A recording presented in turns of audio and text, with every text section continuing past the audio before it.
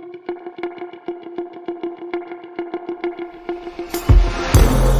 Intrepid radio program with Scotty Roberts. Intelligent talk.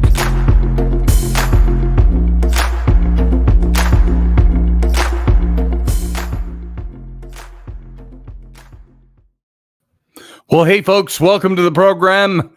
I am your host, Scotty Roberts. This is my show, the Intrepid radio program, and I want to welcome you. You can see the show live if you're not here already over on my YouTube channel. That's youtube.com/Scotty Roberts.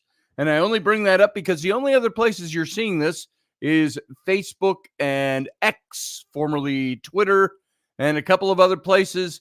And the best place to find the chat room is right here on the YouTube channel. So once again, youtube.com/Scotty Roberts. Welcome to tonight's show. And I appreciate the fact that you're here. I want to welcome the early comers in the chat room. Field Guy, as always. And Kalina is here. And Sean Stroik is here. He says, what did Field Guide say?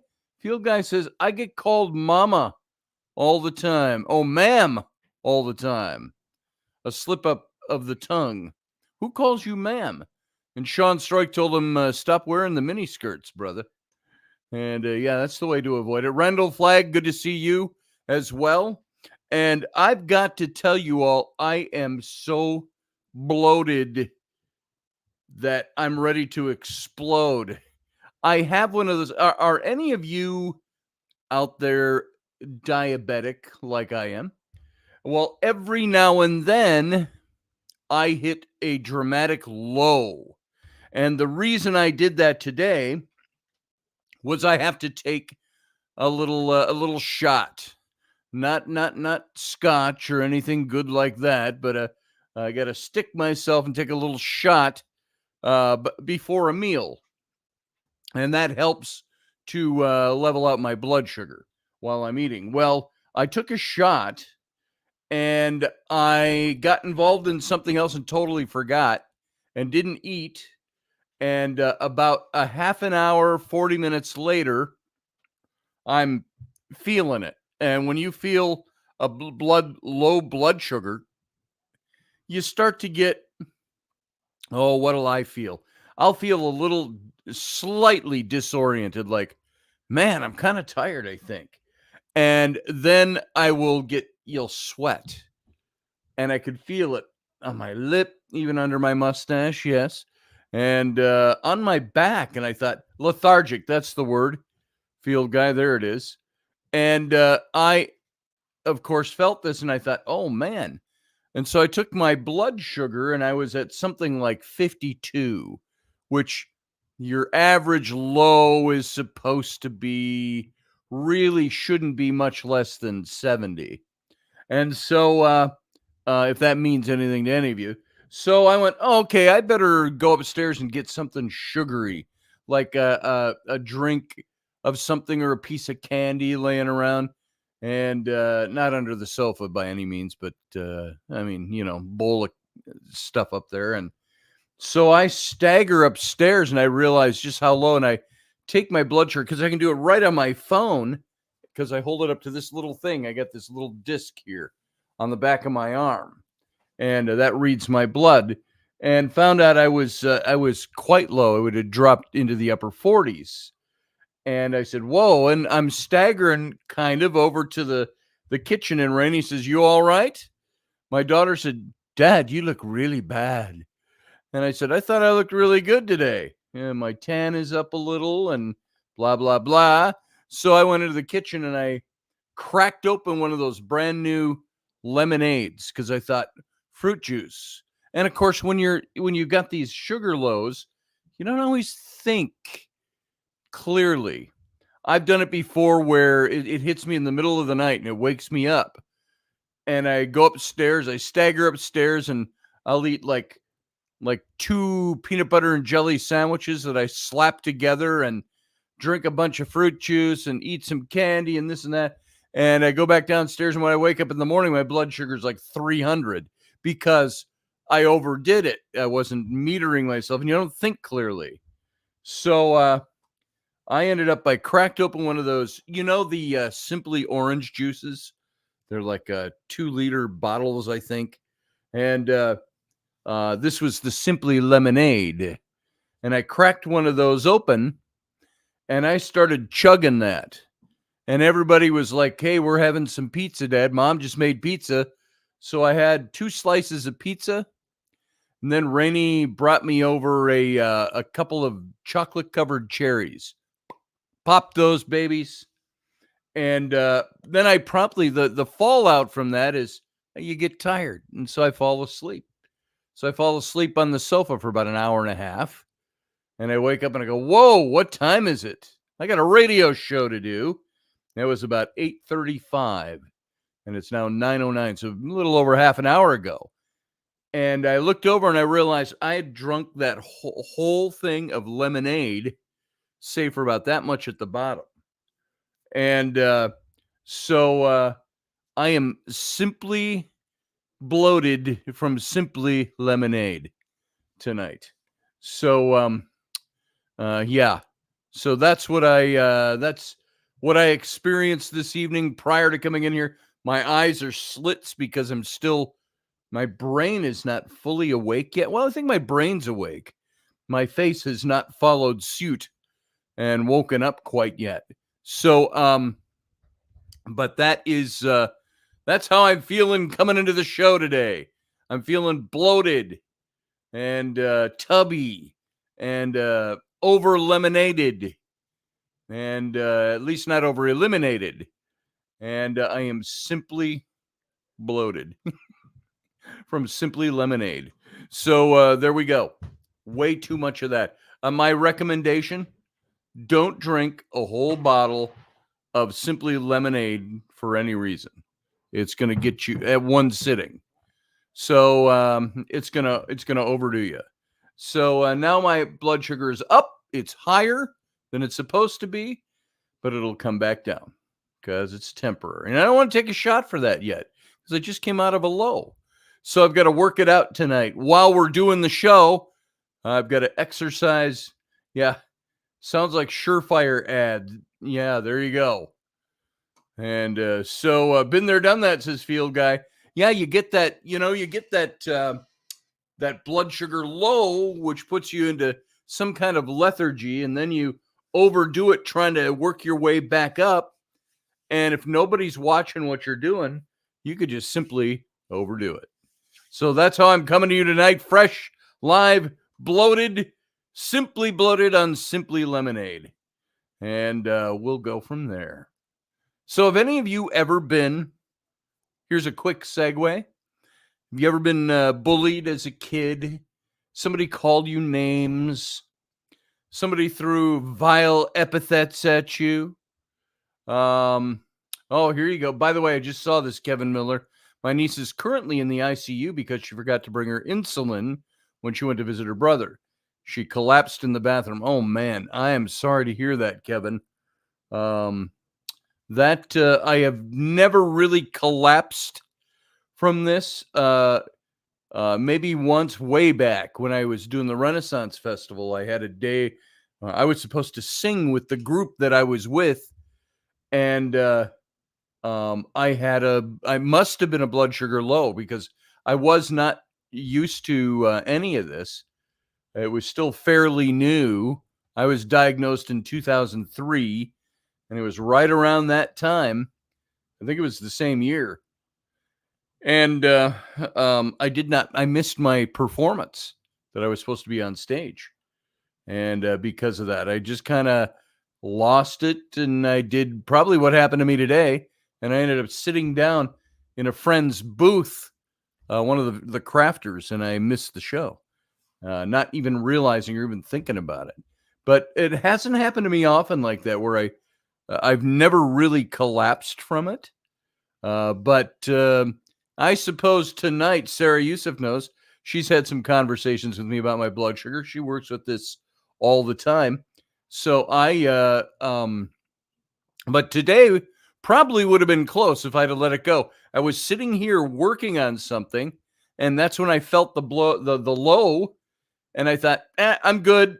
I'll be good for a few. Let me get this finished. I gotta reach this goal, then I'll run upstairs and get some fruit juice or something to eat. And I waited a little too long. And Sarah, you may have missed the first part of the story. I just overcompensated on my blood low and went and drank almost a whole thing of Simply Lemonade, and because nobody was watching me. So I checked it when I felt weird, and I was at I think 52. So not to repeat the story for those of you who are here and heard it earlier, but yeah, I was at 52, and by the time I got upstairs, I was at like 48. And so Rainey said, "You okay? You need help?" And of course, I'm like, "Guys, so what do you say?" "No, I got this. I don't need help. It's just blood sugar. It's just drinking some juice." And so, yeah, I drank the juice, and then I fell asleep. Yeah, nobody could watch you. You wasn't live yet. Yeah, that's pretty much it. So, no, Sarah, I appreciate that. I'm good. I know exactly what I did. I just Sarah asked, for those of you who are not seeing the chat room, you need me to call later. Sarah's been just fantastic because she works with this stuff all the time, and she's walked me through a lot of really good things to do. No, tonight I just Sarah, how you get a little lethargic. Thank you for reminding me of that word, field guy, when you go really low. And so what I did was I get that way, and all of a sudden, my brain says, compensate for the low, get some sugar in your system. And so I did that, but sometimes I overdo it. So, and I overdid that tonight. And then I fell asleep after that. I always get tired after that. It's been anytime this has ever happened, if it's an extreme low, I get tired and I fall asleep. So everybody's watching TV, and I fell asleep on the sofa. And then I got cold. It's funny. It's warm here. It's in the 80s. I got cold because I'd been sweating from the blood low, and after I sweat enough, my body cooled way down. And I grabbed a blanket that was laying there, or a throw, and I just threw it over me and went to sleep. How's this for scintillating radio, folks? Talking to you about my blood sugar low. But maybe we could turn this into a helpful segment if you've got diabetes. I don't have any good advice to give you other than try not to let your blood sugar get so low. But you got to watch it, and it doesn't happen often anymore. But it happened today, and it's only because I took my shot so I could eat something. Then I got involved in something else and totally forgot, and that I was going to eat something, and I forgot to eat, and that's when it hit me, and it dropped me way down. So I'm good. It's good that people were here, but I don't think I was in any danger zone. I was just low, and I had to stagger up and take care of it. So, which I did. And of course, you eschew any kind of help. I'm a guy. I've got this. I'm good. And so there you go. Let's get on with it here. Now that I've kind of repeated the whole thing, I just that was for Sarah's benefit, because she has been a good help to me, and she's been somebody who's talked to me. And so there you go. Kevin Miller says, I was bullied in elementary and high school. I remember, Kevin, I'm a few years ahead of you in school, but I remember that. You carried a briefcase to school. I remember that every day, and that didn't help. And it stopped when people realized I could help them with their schoolwork. Yeah, that was it. That's what kind of got you through. I was a nerd of a different kind, and if you don't mind, you were a nerd back then. You had the dark rim glasses, if I remember right, and you carried a briefcase, and so you were kind of a I don't think anybody warned you that you were a walking target at that time for getting bullied or teased or whatever. And but I do remember you from those days. Oh, I've got a yearbook sitting around here somewhere Oh, it's over on that bookshelf. I've still got my old Fourth Baptist High School yearbooks, Kevin. I could probably look you up. Yeah, it's socially awkward. I get that. And you were kind of socially awkward, and I was too in a different way. And so you know, there's that. I liked Star Trek. I was a Star Trek geek in high school. But yeah, so that is our topic tonight. Is talking about bullying, only because I had somebody, and you may have seen my post over on my social media. I said, well, somebody called me a. I'm not going to say it right away on air because YouTube kind of tags my my post and deletes my monetization if I say the word too much. But somebody called me a dumb fuck. There, I whispered it. Maybe YouTube didn't hear it, or the bots won't be able to recognize it. And I thought that was really out of place. And it's not that I'm some kind of shrinking wallflower, and it's like, oh, somebody called me a name, because I'm a grown up. I'm not a kid. And when I was a kid, it could have crushed me, but uh, yeah, there it is, field guy, a dumb cluck. And so I'm no wallflower, but I thought, wow, that's really, and it was all over a misunderstanding of what I had said. I was talking about cardboard and recycling, and this person thought I was making a dig on them of a totally different nature. And yeah, well, you're just a, oh, wait a minute. But the ease with which our society, especially nowadays, falls into the insulting, I think comes from once again, it's the whole, and I see my kids doing it all the time. It's the whole world is right here, oh, there it is. And they learn this kind of social interaction, and it's social interaction that you start typing in answers to things. You see people, my kids watch videos all the time. I'm like, okay, that's enough. You got to get off of that for a while. There needs to be certain times of the day you can do it. You don't get to do it all day. And I see some of the things that they watch, and I'm like, stop watching that. It's more to it than that, but because I look at that and I watch the way that people interact online, and they start picking up those fast insults, those quippy insults that are fine, if you're adults, and they're fine once in a while.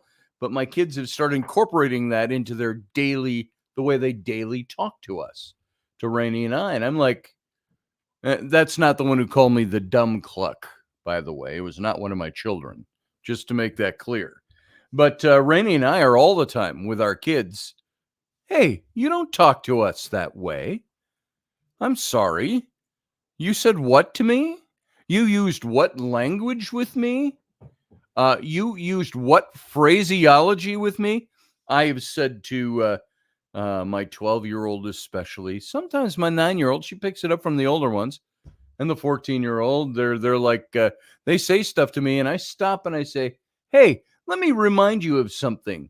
I am not one of your silly friends in the hallway at school that you can talk to that way. I'm your dad. And one of the ones that my 12-year-old picked up, and she was doing this a year or so ago, she started calling me bro. Hey, bro. Hey, that's not cool, bro. I said, excuse me? And it happened a few times because she was in such a habit of saying, that's not cool, bro. I'm not going to do that, bro. I said, hey, bro, I'm not your bro. First of all, let me clear something up for you. And secondly, and we've talked about this on the show before, I am not my children's friend. Parents are not friends, bruh, JP says. We're not your friends. We can do friendly things and have fun together and really enjoy each other and love each other, but I'm not your friend. That comes later in life. I'm your parent. And so I see things that my kids do. Yeah, we are not our children's cronies. Ain't that the truth, Michelle Canham? Free. And so this is very true. But I'm watching the way that this unfolds, and I'm seeing the way people work, talk to each other. And this is not new nowadays. We've all realized this a few years ago. We saw this all creeping up. Maybe some of this was a hangover from COVID days. I don't know exactly. I think it's all due to social media and the way people communicate, and how easy it is to be nasty to somebody in social media because they're hiding behind a keyboard. You don't have to see them face to face. I've said to people in some things over the years, and this was a few years ago, still 3, 4, 5 years ago, I've said to people, hey, if you were to say that to me, if we were standing face to face, you'd probably get a throat punch. I said, don't talk to me that way. And oh, you're getting violent now. And then out come the name calling and all that. And I said, look, if you want to have a conversation and a debate, you can debate me all you want. You can dialogue. I don't even have to be right, even though I am usually. But don't you use that language with me, and don't you start calling me those kinds of names. You've just won your point. You've won me over to your point because you called me a dumb cluck. We're going to use that tonight. Use that way. Sarah says social media is a great equalizer, where in reality it's hierarchical. Isn't that the truth? I will get into some quippy conversations with people, political things, groups I'm a member of, and I always get well, if you don't, what are you doing here? Why don't you just leave?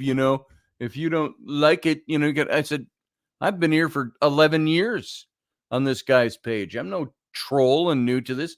If you're going to put out a public post, or the owner of this blog or this page is going to put out a public post to all his followers, why do the only people who are allowed to say anything in here have to agree with him, if he's opening it up for everybody to see and everybody to comment? I said, somebody who's really good at that is George Takei, formerly Mr. Sulu of the original Star Trek series. He is out there. He is a leftist progressive activist. And I could just drop him, but I think it's interesting to watch his posts, because you get off of his posts the way that group of people thinks. And everything he puts up is what was that? I know you would. Oh, okay, something different. When Michelle Canham Free speaks, I usually look, because I think it's something pertinent. She's talking to somebody else in the chat room.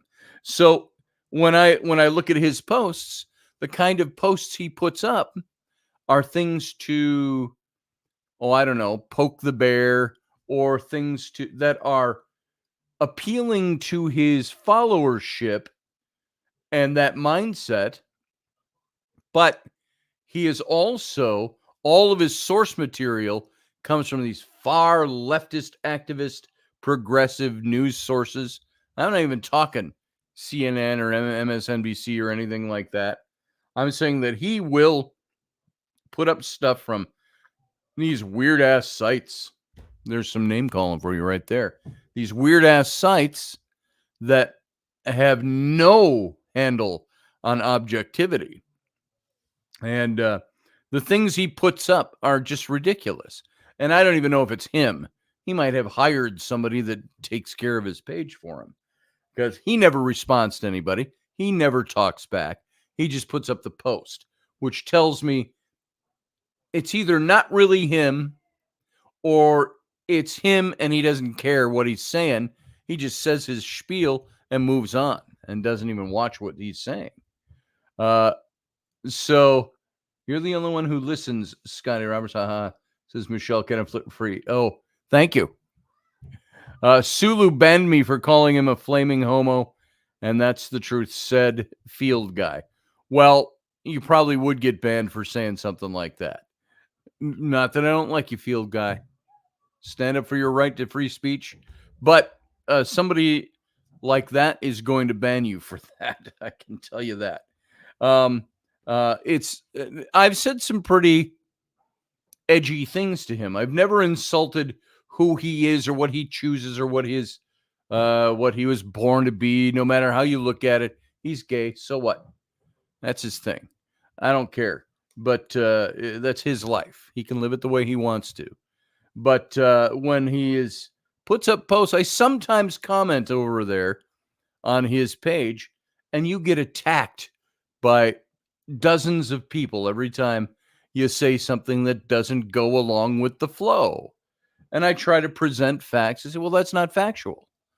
I have sometimes made my jibes by saying, you keep saying how much you like Biden and hate Trump. I said, but you only ever talk about Trump. Tell me something. I said, George, put up something about Biden that's truthful. And, what did they get on Trump for the other day? It's something like Trump called the New York Fire Department the NYFD, which is what you think it would be, the New York Fire Department.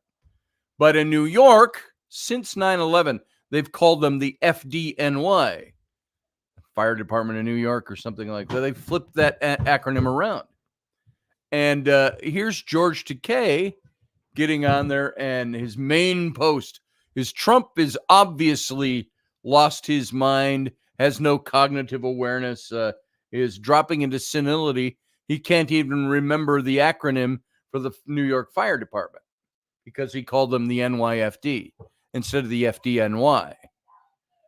And I said, I did say something in there. I said, hey, my 14-year-old son, who is nowhere near senility, can't even remember what an acronym is. I said, so if Donald Trump mentioned the acronym backwards, I said, I rather doubt that is a strong indicator that he is. I said, why don't you put President Trump up against President Biden in a one-on-one debate and see who comes out at the end? So Trump is not cognitively slipping. So this is the kind of thing that gets posted. But the bullying in there is unbelievable, is the point I was going to make. And some of the things said in there are absolutely unbelievable. I was actually going to call up George Takei, and let's see if I can find him here. Sometimes people respond to things I say over there, and sometimes they don't. Let's see, where have we got it here? Because I think that this is interesting. Just to take a look at this. Let's see. Here you go. It's a post as simple as George Takei says, this week, President Joe Biden announced a $3.3 billion investment by Microsoft in a Racine, Wisconsin AI data center that will create thousands of jobs. Good on Joe for delivering where the Donald has fallen short time and time again. For this and more progressive victories, check out this edition of the Week in Wins at my link in bio. And I had put my response there. I said, let's see how it pans out in the long run. An announcement is not the same thing as an accomplishment. And of course, I get all kinds of responses to me on that kind of stuff. And so I think it's very interesting, the kinds of things that get said. And where is this? Trump. Oh, here's his big one. He's got a picture of Trump shouting, and it says Trump shares fake quote from a Wharton professor, Wharton schools. Shares a fake quote. I don't know what the quote was. Maybe he was paraphrasing him. I don't think he just made something up to make shit up. But he might have been saying, I've quoted my old professor, Dr. Ailing. I don't remember an exact quote, but I'll make up something that paraphrases him. And so George Takei says, there's nothing he won't lie about. All his followers. Now listen to this this is what I'm talking about. Social media. This ties into bullying and all of the name calling. How's the ginger snap enormity not had a stroke yet? They're talking about Trump. It's so funny that you guys treat him like a politician. He's not. He's a showman. The gullible fall for the brainwashing. So we've been called gullible if you support Trump. And Trump a brainwasher. There's name calling right there. I just wish the late Hannibal Lecter had him over for dinner. These are the kinds of the intelligent responses you're getting to this. As one person put it, he inhales air and exhales lies. As long as people keep buying, he'll keep selling. This must be in between when he's praising cannibalism and admitting to lusting after his own daughter. Vote blue, stand up for democracy, somebody yells. In all caps and exclamation points. The day he tells the truth or says anything of substance, I believe he would burst into flames. Now you can see the intellectual level of this discourse that's going on here. And what is that quote? He shares a wrong quote or a wrong person's quote. This is one person. Some people go in and support Trump or go against what George is saying. And they said, and what is that quote? He shares a wrong quote or a wrong person's quote or a wrong name of a person who made that quote. By the way, copying a quote from someone is not wrong. Speaker's always done that. Now, that's not the strongest I've ever heard, but then people jump on that person. There's an article that goes with the post. I suggest you actually read it. No thanks, says somebody else. In short, his old professor actually said that Trump was the dumbest student he had ever showed no interest in actually learning anything since he thought that he already knew everything, et cetera, et cetera, et cetera. These are the kinds of things you can't. All he knows is lying, says someone else. Can't he just disappear?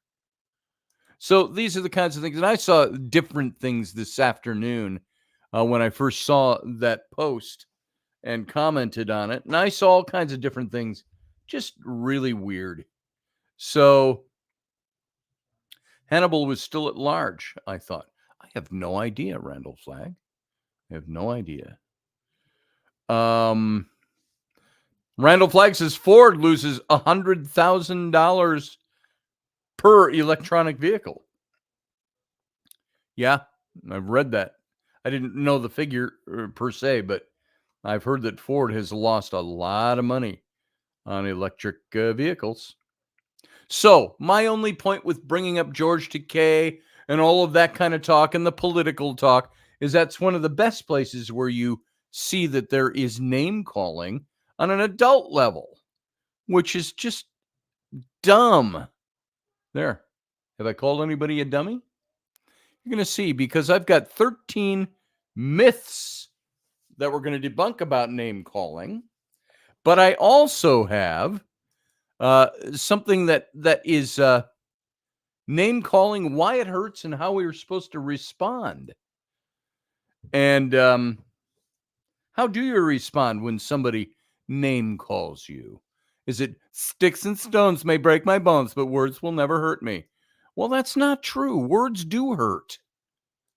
And words can hurt people. Words can cause a lot of damage to people, especially younger people. But let's look at this first. I want to look at the 13 myths that this one psychologist, Jeremy Sherman, says name calling is all about. The 13 myths you'll be relieved to debunk. Calling someone a name caller is actually name calling. He starts off. Now, myth number 1, you don't name call. You don't do it, meaning don't name call people. But of course we do. When you say someone is kind, male, a Christian, a badass, a gent, a Warriors fan, a CPA, a realtor, or a doctor, know what you're doing? You're name calling. Not in the same sense that we're thinking, but that is name calling. Myth number 2, people hate to be called names. Not necessarily. Look at the shirt I'm wearing. It says Spook Boy. You know what this was? This was one of my original monikers on the internet back in the Irk and Merk chat days, MIRC or IRC chatting days. I went into some of these paranormal chat rooms, and that was my moniker, was Spook Boy.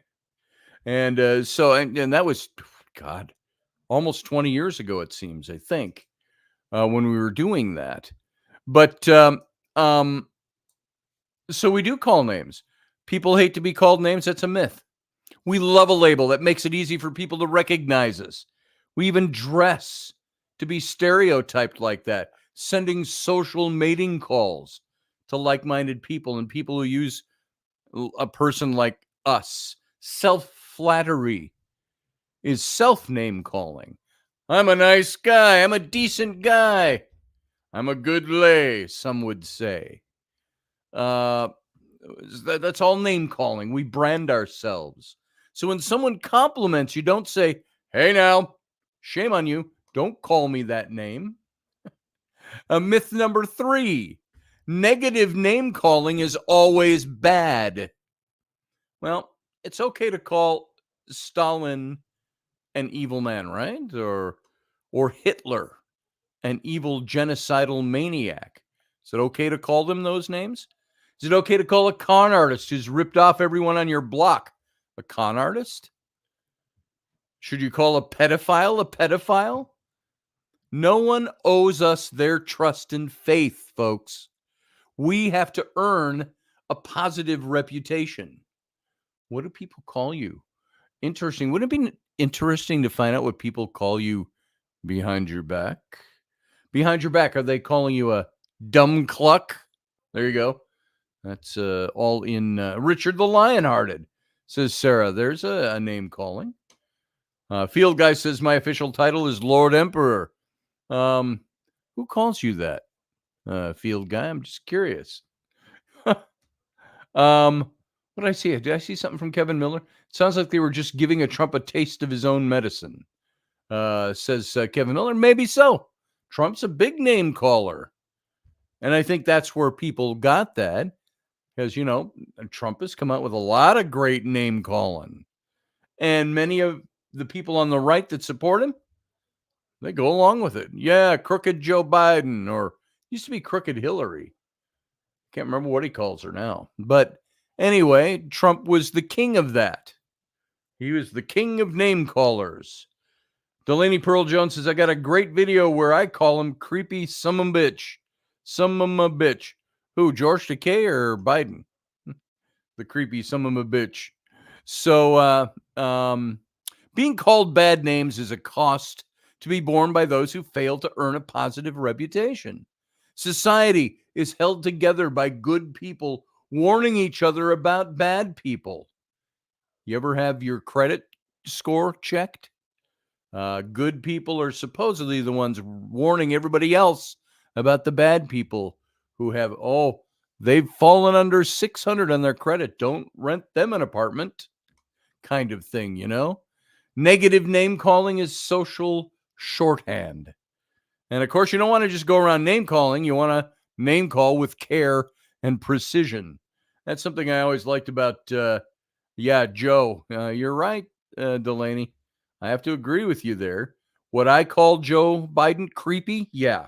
What I don't do in public discourse when talking about Biden, I don't call him names. I just say, now the closest I've come, I'll call him feckless. But how many times have you heard me say on this show, and that I say many times in public, is look, Joe Biden, whatever he is, he's not what he once was. I used to like Joe Biden. I had respect for him for somebody whose views I did not agree with. I did not like his political ideology, but I thought he was a good-hearted man. And he said some pretty good things 20 years ago, believe it or not. Right now, I believe Joe Biden is being used. I can't believe that they're actually going to run him. By the time the convention happens, they'll be replacing him. You can start laying some odds on that one. because they aren't going to run somebody they know is going to lose.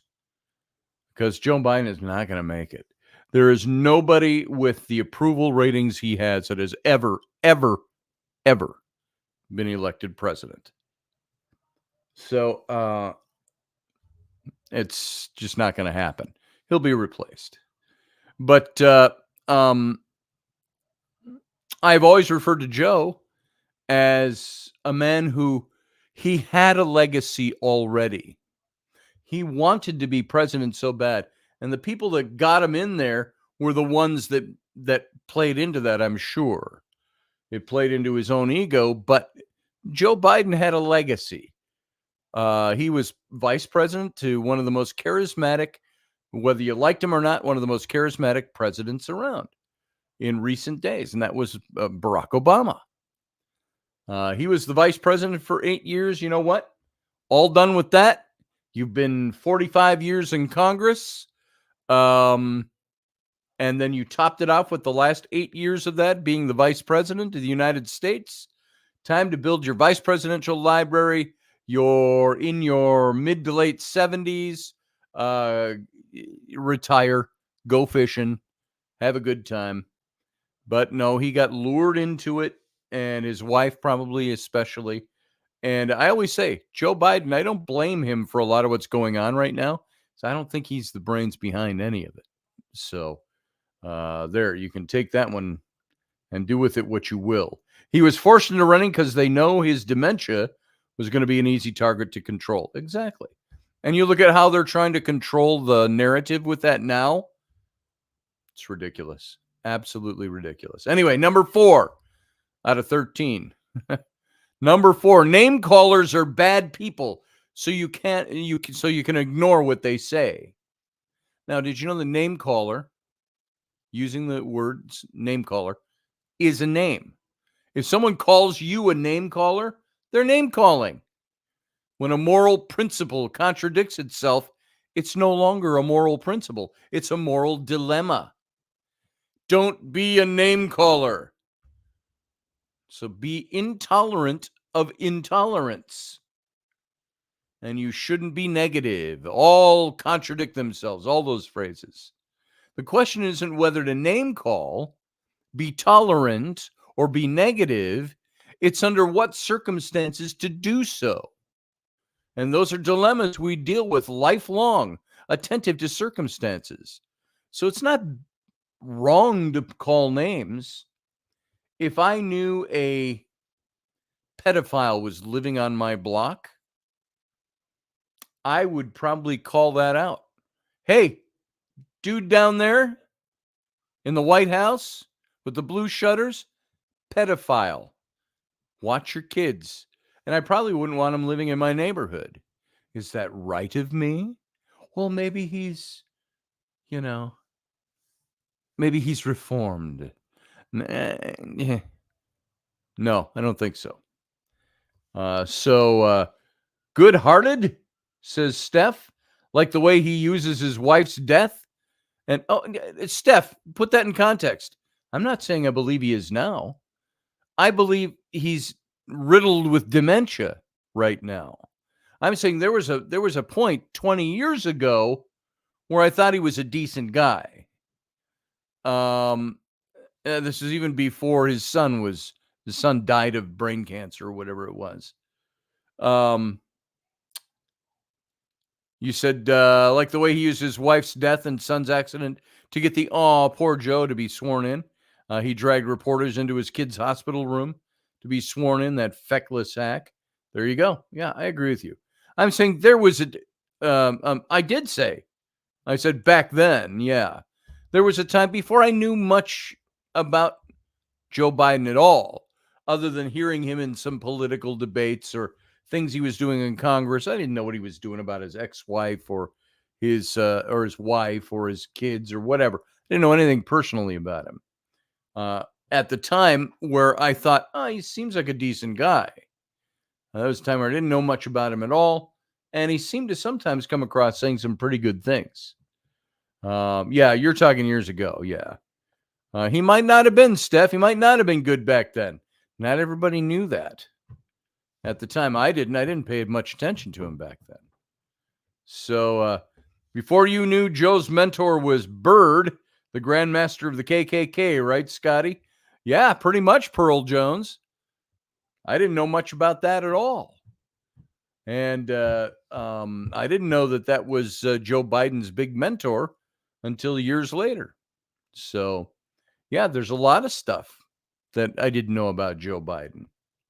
So, anyway, the plagiarism, yeah, I wasn't aware of that 20 years ago. I didn't care back then. I wasn't paying attention to Joe Biden's personal life. So, yeah, some of that stuff is out there. We can keep bringing up examples. Go ahead in the chat room. God knows they do it for his opponent. So, anyway, moving on. See, we're all using name calling now, so we know name calling isn't a bad thing. Myth number 5. A principled ban on negative name calling makes us wiser. That's a myth. To pretend that all negative name calling is bad will stunt your growth and moral dilemmas.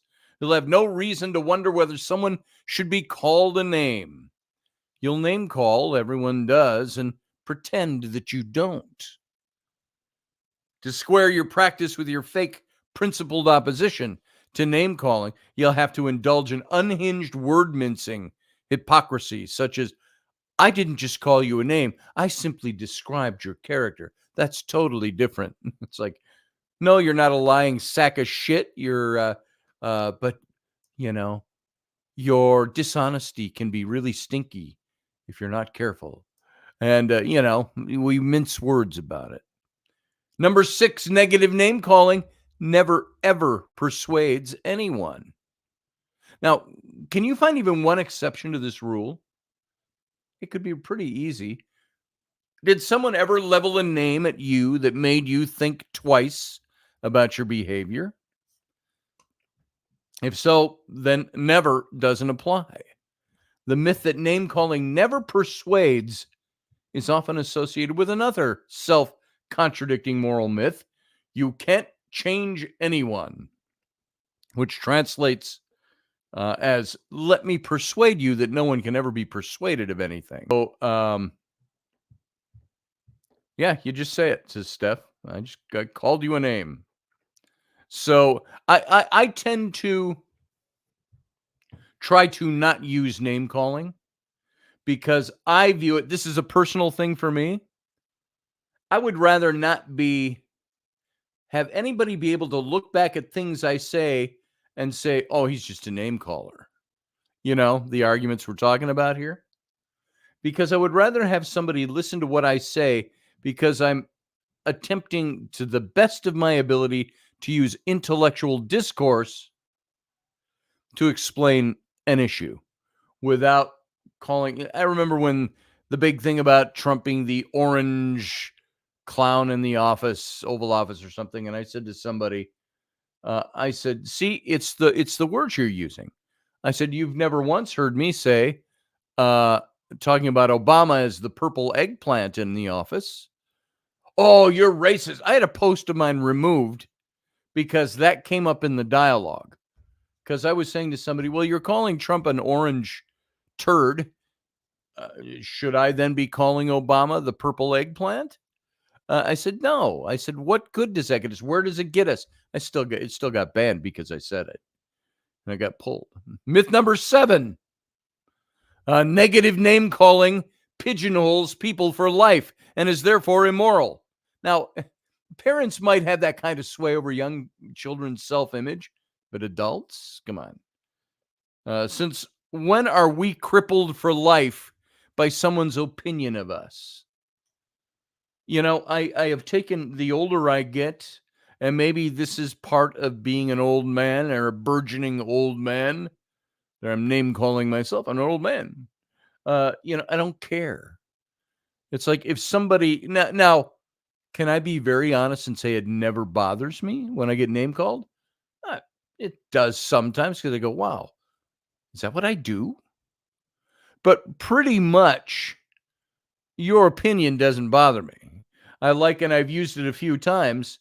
I like the Val Kilmer as Doc Holliday from Tombstone. It shows him, and he's holding his little silver cup. And he says, "Sir, in order for you to be able to insult me, I must first respect your opinion." And I'm kind of that way. That's basically a polite way of saying, fuck off. I don't really care what you think about me. So I don't care, is what it comes down to. Negative name calling is often a predictive opinion. Since you've behaved this way, I'm guessing I can count on you to behave this way in the future. Is the way that comes down to us. Adults recognize that negative name calling is a prediction not about your eternal organic composition, but about a lifestyle that you chose, that you could change if you wanted to. They call you a name hoping that you'll change. I had a friend, a good-looking friend, suave, good-looking friend, who was very well-known, a very good-hearted person. People liked him. But, man, he had a list of the ladies that he had bedded along, but he wasn't a creep about it. They all wanted to be with him. But he had this list, and so we knew him as what he did gain a reputation for being kind of a serial philanderer. And he was never married at the time, but he did a lot. He was a serial cheater. It's called, my wife referred to him as that. But still liked the man, and everybody liked him, but he was a serial cheater. Could he change? Were we being predictive about his future? Saying, well, he's done it all along. He's going to do it again. So they call you a name hoping that you'll change. They honor you by not humoring you, but by trusting that you might still do better if you got some blunt negative feedback. And they could be wrong. Their name calling is just an opinion. Let's see. Nothing wrong with a good bowl of cereal, says Field Guy. There you go. There it is. Michelle Canapri says, I'm losing my filter as I wizen. I think we all do, to a certain extent. Field Guy says he never cheats on cereal, except Captain Crunch. Yeah, you've been seen going out with that toucan with the fruit flavored loops. Field Guy, I know. Captain would be awfully jealous. Myth number 8, negative name calling proves that the name caller is a person upholding high moral standards. Thank you for playing. That's a myth. Sometimes we flip it. To name call proves that you're qualified to police the world on morality. And if you decide that someone is a loser, then they are, which proves that you're an excellent judge of character. And this has become popular recently with the GOP and the Democratic Party. No longer political parties, but parties celebrating their right to police the world on all moral issues by means of unfettered hypocrisy. By the way, saying the word unfettered makes me think of John Fetterman. Remember all the hue and cry when he was elected to office? He's kind of this big ogre-y looking dude that got elected to the Senate and wears hoodies and shorts, big baggy shorts. And we thought, oh boy, there goes. How could this guy get elected to office? Yet I have seen more times where and by the way, when he, and then he had his stroke and stuff like that, and there was all that problem. Nobody could understand him. He couldn't put sentences together. Everybody's just blasting him. But I got to tell you something. He's come out with some things that I agree with. And I've come to have a new respect for the guy that was name called by the right immensely. And I'm on the right. I'm a conservative. And I love his stance on Israel. He said Israel is our ally. And he basically told protesters who were confronting him while he was sitting on a bench outside the Capitol, having a cup of tea or something. And they were approaching him. They were trying to blast him. And he's basically, get out of my face. You know why? I disagree with you. It's that simple. I think you're in the wrong. Go away. And he's made some pretty intelligent comments about that. And there's other issues that I've agreed with. That's somebody that the right name called and blasted. So on one hand, you've got the party that freaks out at the accusations that some of its supporters are deplorables, and on the other hand, elevate a confident name caller president to the seat of God's right hand. And it's one of the oldest cheap tricks in the book. Relentless offense posing as defense. Listen to Joe Biden from his Hitler-esque speech about a year ago. Fists in the air, the big red banners behind him. Really bad staging, by the way. I got to tell you, the people who staged that event, it couldn't have looked more like a Nuremberg rally than the Nuremberg rally. So, yeah, and that's right, Steph. Just because you're offended doesn't mean you're right. Damn straight. So, if you police other people relentlessly, the sound of your policing drowns out all challenges to yourself. So with your constant police siren blare, punish others, make noise that you care, drown out with that din all concern that you sin, dread self-doubting you never need hear. So yeah, the political parties do it all the time. And we might think Trump is the master name caller. Look at what the left calls the right. You get an idea. So look at Joe Biden's written tirades, meaning written by someone else, the authored tirades that he repeats off the teleprompter against MAGA people. And you get an idea. Number 9, a total ban on name calling keeps society civil. A ban on name calling. Two things here. First, while civil society is valuable, it's not the only one, or even the highest priority value. We have to get along with each other, but it's more importantly, we have to get along with reality. In a civil society, you can be both civil and realistic. But when tyrants take over, acting like they can overrule reality, something has to give. So between honesty and civility should be the first to go, according to these people. Second, a total ban on name calling doesn't work. You can't ban name calling. The hypocritical tyrants are going to shame people for calling them names and then name call to their heart's content. So when dealing with tyrants and idiots, there's a good name call. 2 names right there. Tyrant, you're a tyrant. You're an idiot. You have to try to keep up with escalating rashly. You can't keep up if you shrivel when tyrants call you a name caller. And we often hear another bogus principle. 2 wrongs never make a right. Never? 2 wrongs, we always used to say, and you've all heard this, 2 wrongs don't make a right, but 3 lefts do. But 3 rights make a left. That's what it is. So exceptions are easy to find. It should read, escalate warily.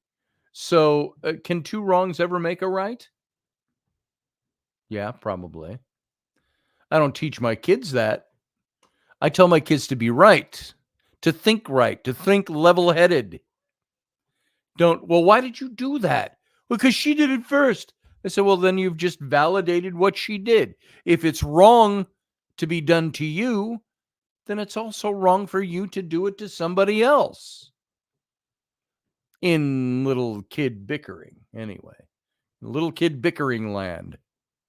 Myth number 10, never ever name call using nouns. But it's okay to use adjectives, adverbs, and verbs. Never say, you're a slouch. But it's fine to say, you're being lazy, acting lazily, or doing a lazy job. So this is again to blame the sin, not the sinner, which is likewise this bogus moral principle. People who blame sinners are sinners. And it's true that nouns can suggest permanence, but they don't always. Spanish and other languages have two versions of is, one for permanent traits. My name is Elena, versus temporary traits. She is here. So English doesn't do that so much. So we're left to intuit whether someone is implying a permanent or temporary trait. And so the fake moral principle has loopholes. There's no real difference between you're a slouch and you're always lazy. So whether to use nouns or other descriptives is a strategic issue, not a moral one. And if you're not getting through to someone about their consistency or their consistently frustrating behavior, you're free to escalate to nouns. And again, don't just name call. Name call with careful precision. And remember, it's your opinion. And if you bet that it would be useful to soften an accusation, declare that it's your subjective opinion. I'm betting that you're a narcissist. Might even be more strategically adept than you are always narcissistic.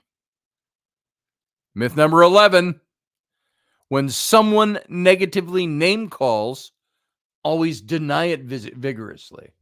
So there's times when you have to defend yourself, but not as often as our hearts assume, and denying it often backfires. Name calling is an opinion.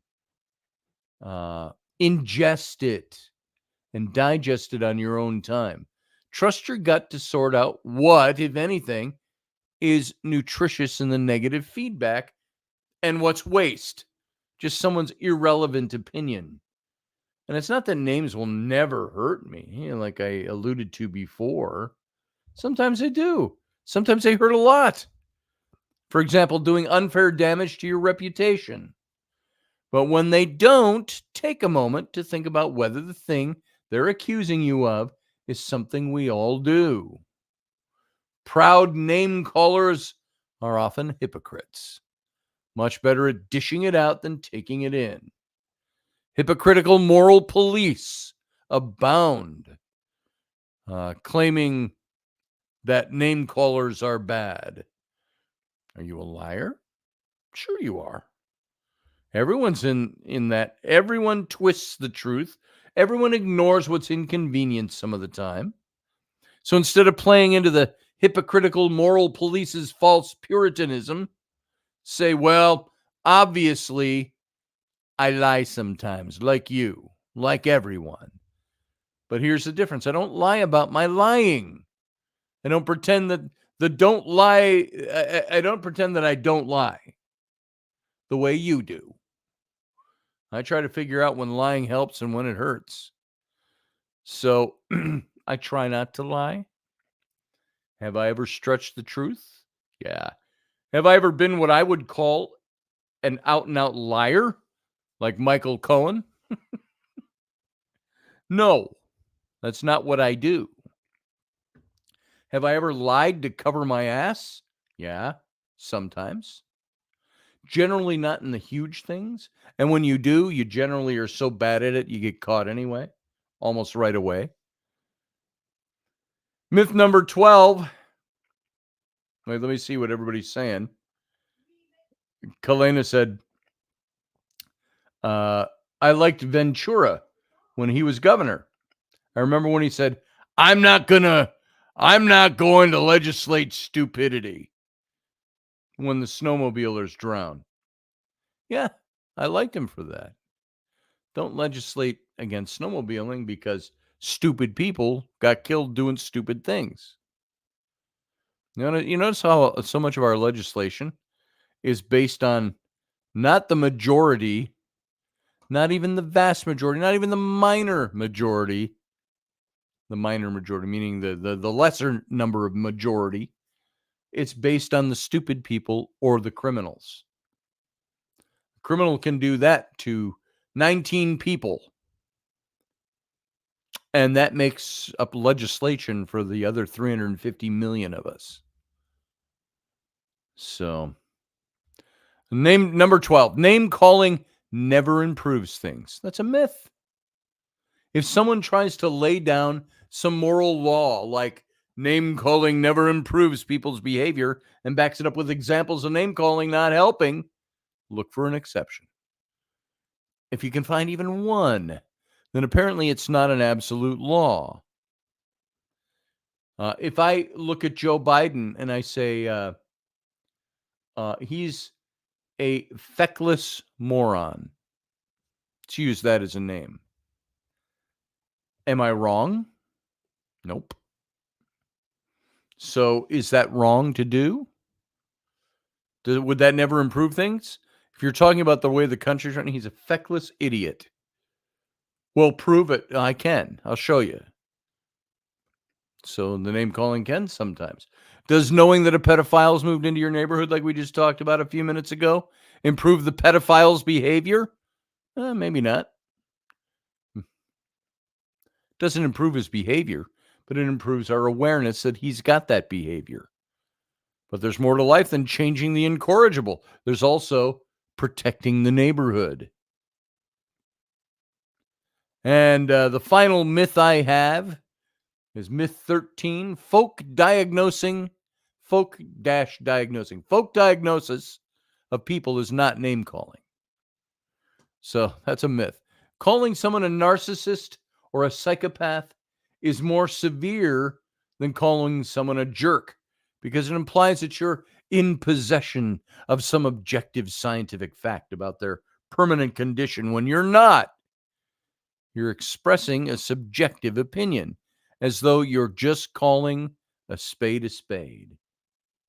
So I got to tell you, all the stuff we heard about Trump was a narcissist and all of this, I'm bringing back politics because it's fresh in all of our minds. 99.99999% of the people using that word had no idea of any kind of psychological information on Donald Trump, but they used it. Now, could you say, if I call Biden somebody who is suffering from dementia, that he's a senile old man? Is that my opinion if I don't have the medical information to back that up? Yeah, Elderberry, it is 10:10 already. How about that? It's almost 10:11 in 5 seconds. So, can we say that Biden is suffering from dementia? Yeah. Can I call him a senile old man? Yeah, if I want to be crass about it. But I would more look at it and say, the guy we have in office as president is obviously suffering some kind of mental cognition problem. You can be polite and use all those words or say he's a senile old man. One's name calling, one isn't really. But many times, calling people those names, psychopath, narcissist, etc., those are opinions. They're not based on any kind of fact. So there you go. There's our 13 myths. There might be more, but I think that pretty much covers the bases when it comes to this stuff. Some interesting chat going on there. Field guy, Joe Biden is the only person I know who falls upward on stairs. Well, you know me, I've done it. But not because my legs don't work and because I'm feeble physically. It's because I tripped. I tripped on something on the steps, or I caught my toe on the step and I went. So that they make sure the names being called are correct character evaluation. Steph says, I think those that were bullied can take the name calling.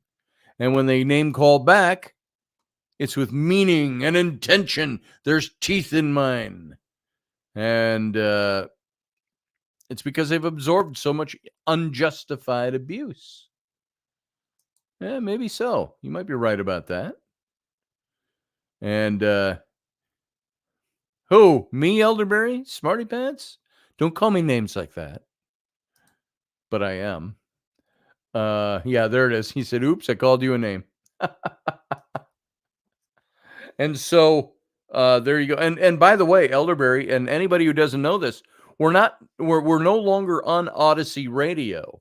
Russ has shut down Odyssey Radio, and so we're not as strictly bound by the time elements as we were before. I still like coming in 3 minutes after the top of the hour to start the show. Gives people the chance to get in there, and we start a little pre-show. I didn't do the pre-show tonight. I just let it ride with the graphic, and then we started with the music. So, yeah, there is no time limit anymore. I could go all as long as I want. Just letting you know. I was wondering about that, said Kalina.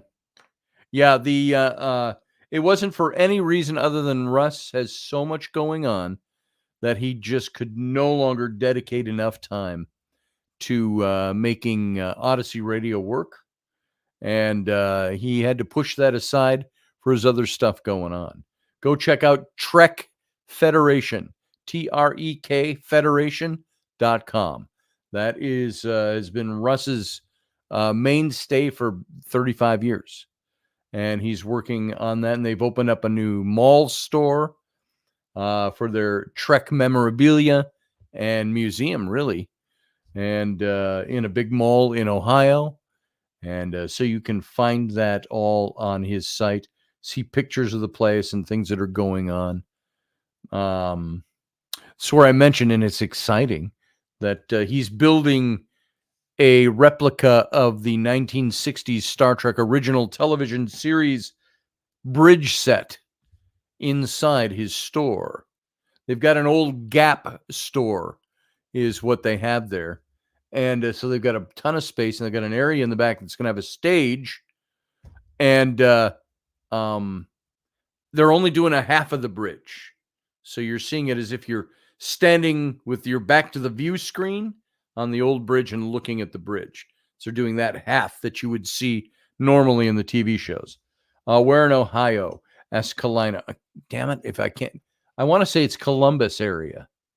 Dayton or Columbus. I know it's not Cincinnati because my dad lives in Cincinnati, and it's hell and gone from there. But TrekFederation.com. Let's see if he's got his address on here. Let's see. Where are they located? Well, here's the shop. Oh, that's just their online shop. Let's see the about. Let's see where they are. And by the way, this is right from his website. Roots in Roddenberry. The Trek Federation was started during a telephone call between Federation founder Russ Hasledge and Star Trek creator Gene Roddenberry. The conversation started with the question, what should the ultimate Star Trek fan organization be? The answer from Roddenberry was an easy one, though it took some guidance for Hasledge to reach it. Do what the crew of the Enterprise does in every episode. Go places and help people. And so this is what they've done. They launched this June 1st, 1984. And they do community outreach. They're in Sandusky, Ohio. The Federation. 4314 Milan Road. And, well, that's the old suite number. They were in Sandusky. I think the mall is in Sandusky, too. They moved the headquarters into the mall location. Let's see. I want to see if they have... if they say anything or they've got pictures about the mall store itself. You can enlist, you can blah, blah, blah, blah, blah, blah. I don't see, the mall's not popping out for me on the website. Federation HQ, I think that's it. If you go into the About in Federation HQ, the headquarters is staffed solely by volunteers. That's the store. That may cause our open hours to differ from time to time, but from basically noon to 5. and you can call them. And there are pictures of the mall store over on their website. And if you're a follower of this show, of course, you can see you remember the drawings I did that I helped. Russ hired me to lay out the mall store and take the photos of the Gap and create the store out of it. So the look of it, that was for his investors. So there you go. You'll be in Ohio Memorial Day weekend. All right, Kalina, how close is that to Sandusky? So what's the big city that Sandusky is near in Ohio? I have no idea. Tell you the truth. So this is the I know I've shown you some of these, but this is what his store looks like. If I go to his folder here, Federation, which I've got here, got it right here on my screen. Federation, there it is, and I've got his Federation HQ logo and the mall drawings. These were fun. This is where let's see a good shot of this for you. You can see a photo over on his site, and there's actually a video there as well. But this was I'll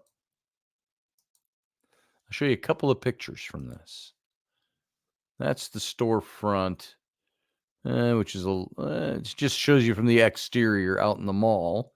But as you walk in, I've got these pictures that we did of the. Oh, is it near Toledo?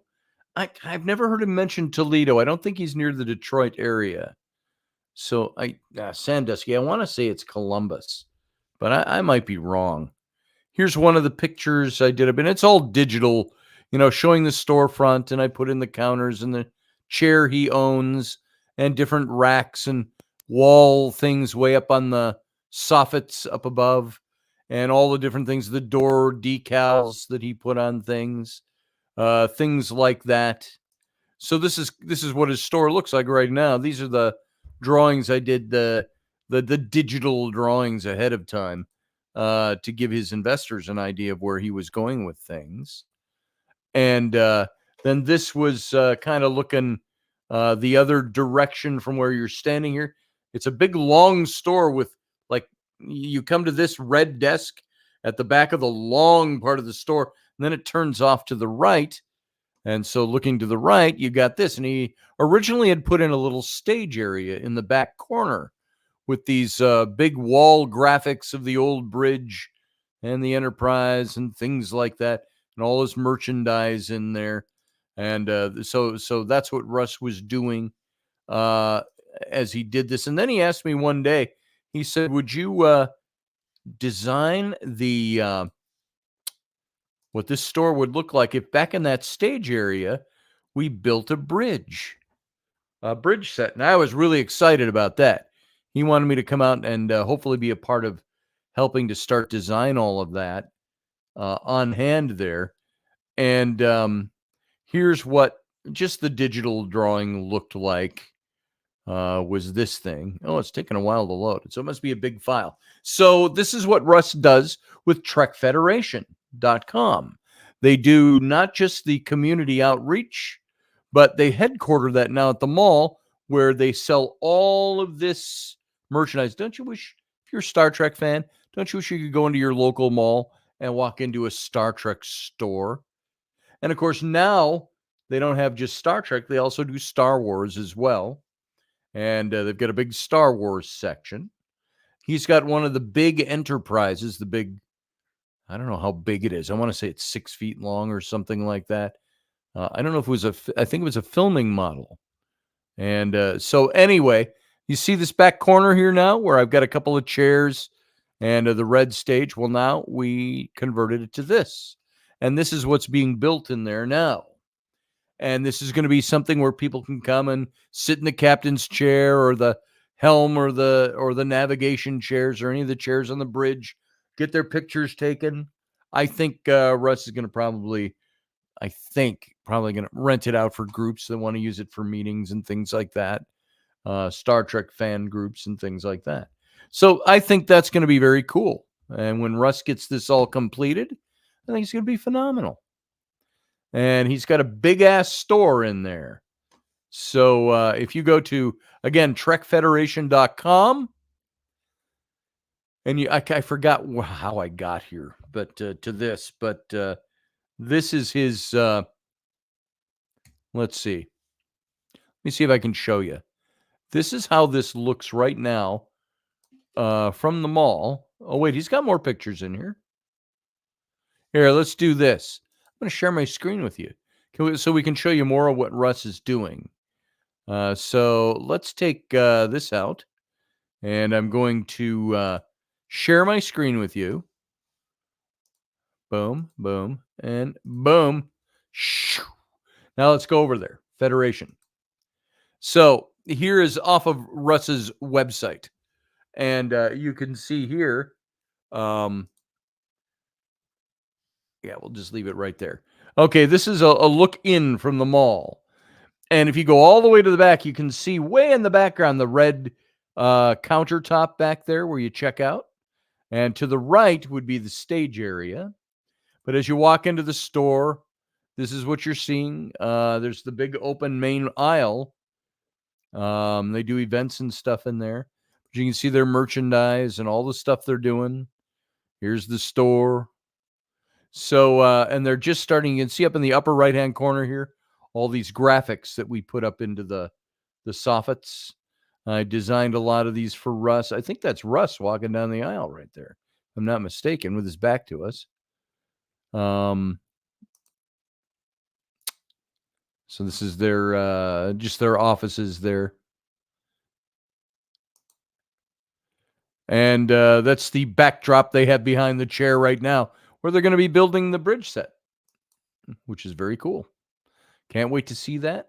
Can't wait to sit there, take some pictures there. So these are just a few pictures in their location now, out in the mall. That's looking toward the mall entrance right there. So it's a big store, and I think that there's Russ in the gold captain shirt. And that's where the stage is going to be, in that corner. So you're seeing what they're doing there. So Russ has done a good job. He's continuing to do a good job. He's continuing to build this place to make it into something pretty spectacular. That's Russ back behind the counter over there in the gold. So I don't know how many pictures he's got up here. I'm just scrolling through them as we're talking. So now the store's only been open for a short time, and so they're getting this thing going, and they're going to make it a reality and keep expanding. There's the stage back there. That is the corner where the bridge set is going to be built. Not just the exact dimensions of the stage. The stage is probably going to have to be opened up a little bit wider to add the set in there, but that's where it's going. And so you can see all their stuff. And so he's sinking all his time into this. And this is why Odyssey Radio is something he just could no longer dedicate the time to it to make it work. So there you go. That is Trek Federation's. This is called Federation HQ is the store. And you can get just about anything you'd want to get there. Star Trek wise. Of course, there's a ton more stuff Star Wars wise. But there it is. There it is. Now we're back to the first picture. All right. So there you go. That's what Russ is doing. And that is why, let's see, hide that, stop screen. Boom. So there you go. And Russ sent me this, by the way. I've shown you this a million times. He sent me this little baby. Whoop. So, and it hooks up to my Bluetooth here in the house. So sometimes I forget that it's on and I answer a call and it comes through the phone or through the communicator. So that sits on its stand over here charging. So there you go. It's a little bit about Russ. It's a little bit why things have looked a little differently around here the last week, because this new change of Odyssey Radio being put into the back burner has just started over the last week. So about a week ago. Anyway, there you go. Boy, now that I see myself, I'm looking pale and pasty when I'm actually kind of tan right now. It's my lights. It's the weird lights here. So actually, I'm not as pasty as I look tonight. So there you go. I'm going to open this up. And of course, one of the beauties of not being on the radio station is now we can take calls even during the show. So that's an option now. So, but we can take calls tonight as well. Let me send out the invite if you want to call in. Copy. And I'm going to paste it into the chat room. There we go. And there we are. We'll take it from there. If you guys want to talk, we're officially in the captain's cabin. Maybe we ought to just play that. Here we go. Listen to this.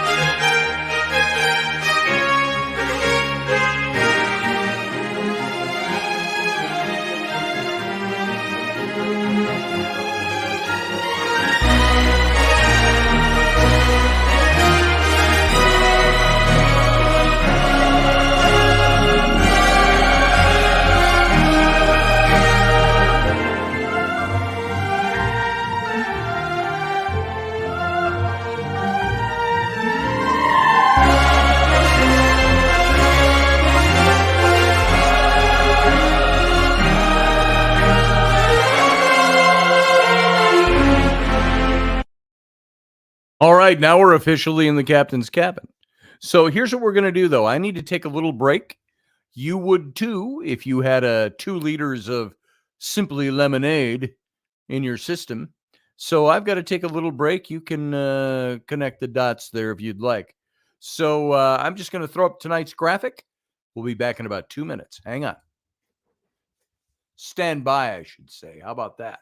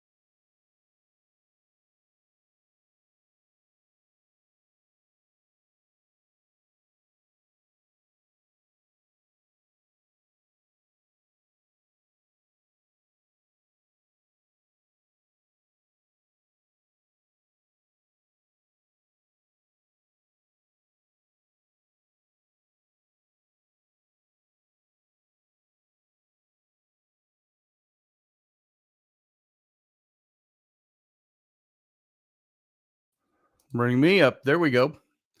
Hey, I'm back. Ta-da. By the way, there's the culprit. Simply lemonade. I cracked this open when I went upstairs to get some fruit juice. And I was so disconnected because I was a bit lethargic from the low blood sugar. I thought all I need was, I felt like that character from the original Men in Black. Sugar, water, sugar. I needed some sugar. And I ended up guzzling that whole thing. And there you go. There it is. But I'm all better now. So, how's everybody? Here we are, Captain's Cabin. I had to take a little break to run upstairs and deal with this much Simply Lemonade in my system. So, anybody still here? Anybody want to chat? Anybody want to talk? Anybody want to call in? Kirk kisses alien women. He sure does, Field Guy. And that became more of a thing. They didn't start his character that way. You know, they wanted the Kirk character to be somebody who was not a womanizer, but the romantic hero. And he had a couple of his flings, but it turned into that in the series. Yes, he became quite known to be the woman's man. So, according to this, I've got 10 of you still in the chat room. Anybody here? Anybody want to chat? If you're here, raise your hand. Let me know you're here. And because that was an inauspicious way to end the broadcast for the night. If that's what we're going to do, is me walking out to pee. But there we go. So come on in. If you want to talk, if you want to talk about the bullying thing, if you want to talk about anything, you can call in. You can be part of the show. Otherwise, we'll wrap it for tonight. And I wish I had the girl from Ipanema. Is that how you say that? So I can just sit here and go like this and wait, and the background will go dun dun dun dun dun dun dun dun dun dun dun dun dun dun. So there we are. I'm seeing no response out there. So I think all 10 of you, 11 of you here, it says that are here. Oh, we got Sarah. Sarah, did you come to make me stay up late? So here we go. Sarah, how you doing? Hey, Scotty. How's it going? It's Monday. So. It is definitely Monday. Definitely. You know, it felt like later in the week to me most of the day today. It's a gorgeous day outside. I did some work down here in the studio, and then I went outside to try to fix my lawnmower in the early part of the afternoon. And it's an electric mower, and was unable to figure it out. So I took it apart, put it back together. It's an electric mower. If anybody out there knows electric mowers, or if you do, Sarah, it starts and then it stops. And it won't maintain going. So I don't know what that is, but I tried to fix that. So other than that, but that made it feel like it was a Saturday for some reason. Although, you know, I don't strictly adhere to weekday and weekend because I work for myself. And if I got to go fix the mower on a Tuesday, I go up and I fix the mower, or a Monday, such as it may be. Yeah, I can't help you with that aside from pointing you towards some YouTube videos. But I looked at YouTube videos. They had every model, how to repair stuff on it, until it came to the model I have. And then it just had advertising videos. The biggest, battery operated mower that we've got is this one. Come and get it and look what it does for your lawn and blah, blah, blah. But give me nothing. I opened it up. It didn't look anything like the other models when I cracked open the thing. And they're relatively simple. But it has, they said if your mower is doing this, it could be a starter issue, like the cable. You know, when you have bike brakes and it's got the cables? Yeah. And sometimes you have to open it up, pull the cable and tighten it up because your brakes are too loose. And so it was showing that. And I opened up, there's nothing like that. The cable I have is just a black tube full of wires that goes from the switch on the top and the handles and to the junk on the inside. Nothing looked like there was even a starter in there like they were describing. There was no cable. It was all wires. So I didn't know what to do. I hope it's not my motor. That means you basically got to get a new mower. So, or get a new motor. What's it going to cost you? Get a new motor and put it in and undo all the wiring, solder all the wiring, which I don't do, electrical work. I might bring it to a local guy and say, can you fix this? And if he can't, it's going to be new mower time. That's what I think. Sure.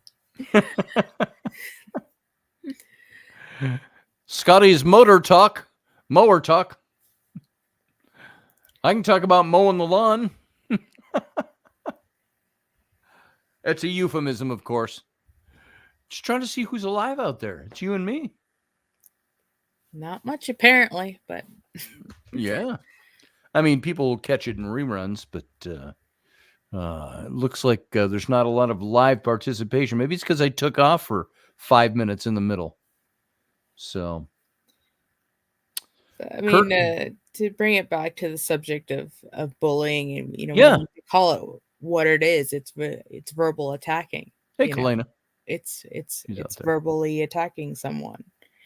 Yeah. So, I mean, as far as the name calling and stuff, which for me, if you're in a productive discussion, if, like you were saying earlier about your posts and whatever on Facebook and all that, if someone has already reverted to name calling into entering that into the conversation, that means that they've already lost. Yeah. That they're out of reasonable arguments. So then you're just trying to sling mud or whatever, cause harm, verbal harm. Differentiate it a bit because you got political candidates that will all the time. Some of them are classier than others. Some of them are more blue collar than others in their verbiage and the way they handle things when they're campaigning. Fine. Everybody does it in that respect. But I don't like when you're trying to carry on discourse about what was said, what's being done, what the policies are, and people revert to calling you or the candidate names, and that's all that's all they've got. Like, for instance, I can look at Trump and I can see he's the king of name calling, but at the same time, he offers up his substance too. Same thing with these folks. It's like, if you're gonna, okay, we got the name calling part down. I know you think he's an orange turd or a senile old man or this or that or the other thing. Now tell me, why do you support the other guy? And tell me what he's got. What's he doing for you? What's the Biden administration done for you? Why do you think it should be kept in place? I think the persistence of name calling, particularly in politics and whatnot, it's also, I mean, definitely in Trump's case where he's done it over and over and over again. Sure. It's that he's trying to make an association, right? Yeah. If he calls, Crooked Hillary or Lion Ted, Yes. or, he says it over and over again. That's how he's making his impact into, people right. who He are wants watching people him. to be able to repeat that. Well, that's Right. Crooked Hillary. That's Crooked Joe. He said, I've dropped the Crooked Hillary. It's now Crooked Joe, he said. And then you look at the people who follow him. Are they all mindless apes? That's what people start to associate. Well, the followers are this or that or the other thing.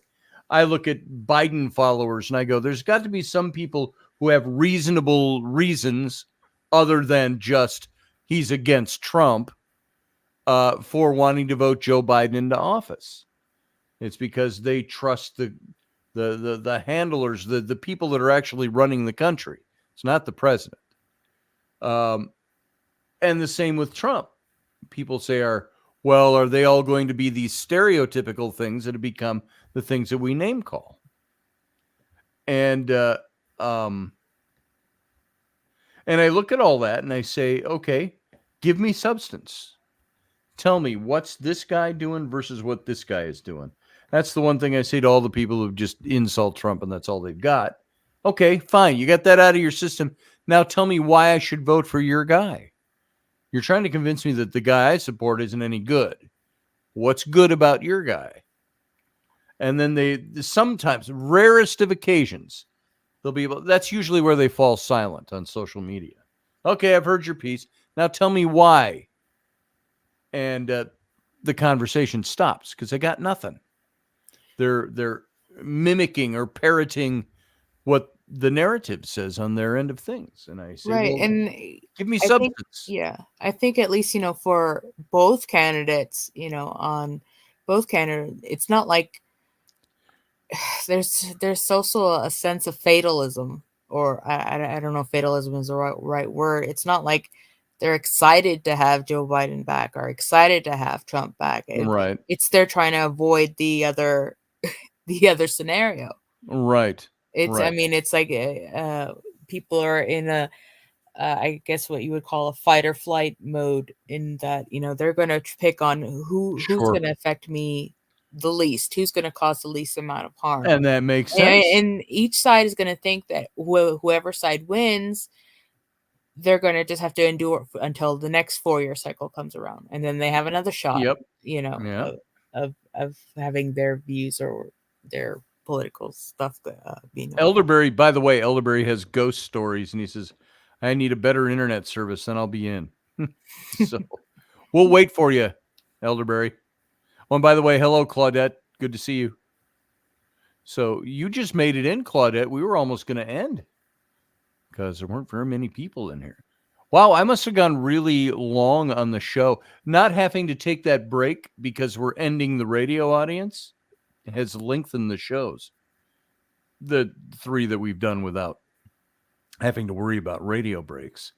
So, because it's already 10 minutes to 11. Wow. So I must have talked an hour and a half at least.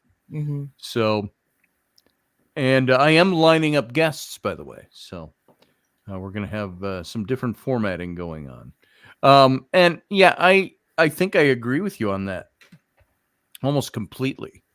Because you don't have to sound so surprised. Yeah. That's weird. I think we agree on a lot of stuff.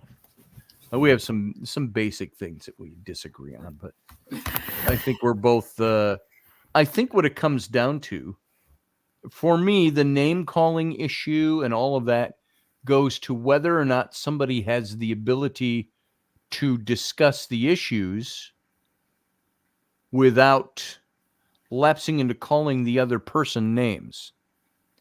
All right, can you discuss it? Yeah, you don't like Trump, but give me something other than he's an orange turd. Or you don't like Biden. Tell me why. Don't just tell me you think he's a senile old goat. Tell me why. Give me something. And I always ask people that. I say, tell me why I should be voting Biden. And it comes down to what you were just alluding to, that many of them are like, because we don't want Trump in office. And I wanted them to take that further. Well, why?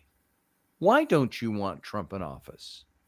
And this goes down to how we debate, how we discuss, how we dialogue anymore. Don't give me just narrative drivel. Give me something of substance. If it's name calling, that's one thing. And, that's it, but it goes beyond that for me. I want to know, if you really think your guy is better than my guy, convince me. And it ain't because the other guy is the purple eggplant in office. That's not going to convince me. Right. Oh, okay. Oh, you're talking about, okay. He looks orange because he uses fake tanning stuff, obviously, and that's why I shouldn't vote for him. Give me more. Give me substance. Give me something to go on. And you also have to remember that in most people's day-to-day life, throwing insults at somebody is simple. and That's easy rather barroom than brawling to me. yeah, rather than sitting down and, like you said, discussing the issue, and because that takes time. And most people, they either choose to listen or they don't choose. It's like Right, on or off, on or off. right. So I mean, we have to like kind of like not woke, but reawaken the sense of curiosity Yeah, of what's actually going on and seeing what is actually agree. going around. Like, I mean, even, I was thinking about it earlier today. All what the media is doing is covering, the Trump trials right now. Yeah, And then it's like, who's covering what's actually going on in the country? I mean, yeah, laws are still getting passed. You right. know, uh, it's not like the entire Congress is sitting and waiting, doing something. They're slipping stuff under, trying to get stuff Yeah, passed, and they don't then want people people to are see not it. talking about it. They're not And talking about it. They're rather than trying to, nitpick and get every single angle of one thing. I mean, we have to be able to walk and chew gum at the same time. I think, and some of that is of course, which is become almost cliche these days, the 24/7 news service, and everybody's got to be there to get the first words out of somebody's mouth or the first report. I watched a recording of a show that was from this morning from Fox News. I like a couple of their talk shows on there, and it was what's her name? She does Outnumbered, I think is their show. They have 3 or 4 of the Fox women news anchors and a guy that's somebody in the news or government or something, and they talk about issues. And it was Harris Faulkner, and I was watching that, and they were coming back. Okay, we're coming back live now. We've got the live, and now we've got the recording of this, and now we've got our reporter Eric. What's his name is outside the courtroom is going to say this, and Trump might be coming out any second, so we got to be ready to cut away, and things like that. And I'm okay with that to a certain extent because I want to know what's going on. But frankly, when it all comes down to it, all I really need to know, I need an update on that. Give me an update. Okay, Trump was in court this morning. Michael Cohen said this or said that. And 2 minutes in, you're done and you're moving on to the story, the rest of the stuff going on in the country and the world, frankly. I get that. I'm with you there. I do think the Trump trials are important, though, because I happen to believe from everything I've looked at and all the dots I've put together and all the everything, it's all pretty much, pun intended, trumped up. There's not really everything that's going on with this trial right now. As of today, I've seen several legal analysts looking at this and saying everything that has been presented in that trial to date, nothing establishes any evidence that there was any crime. And they said bringing people like Stormy Daniels in, an absolute irrelevance because she had nothing to do with what the charge is about.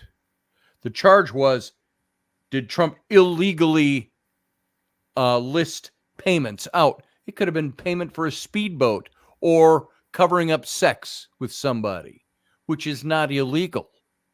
Non-disclosures over stuff like that are not illegal in New York.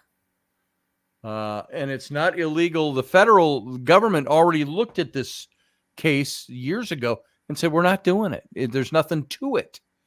And so Bragg, you got to ask the question why Alan Bragg brought it up, because he vowed to take down Trump any way he could and stop him from being reelected.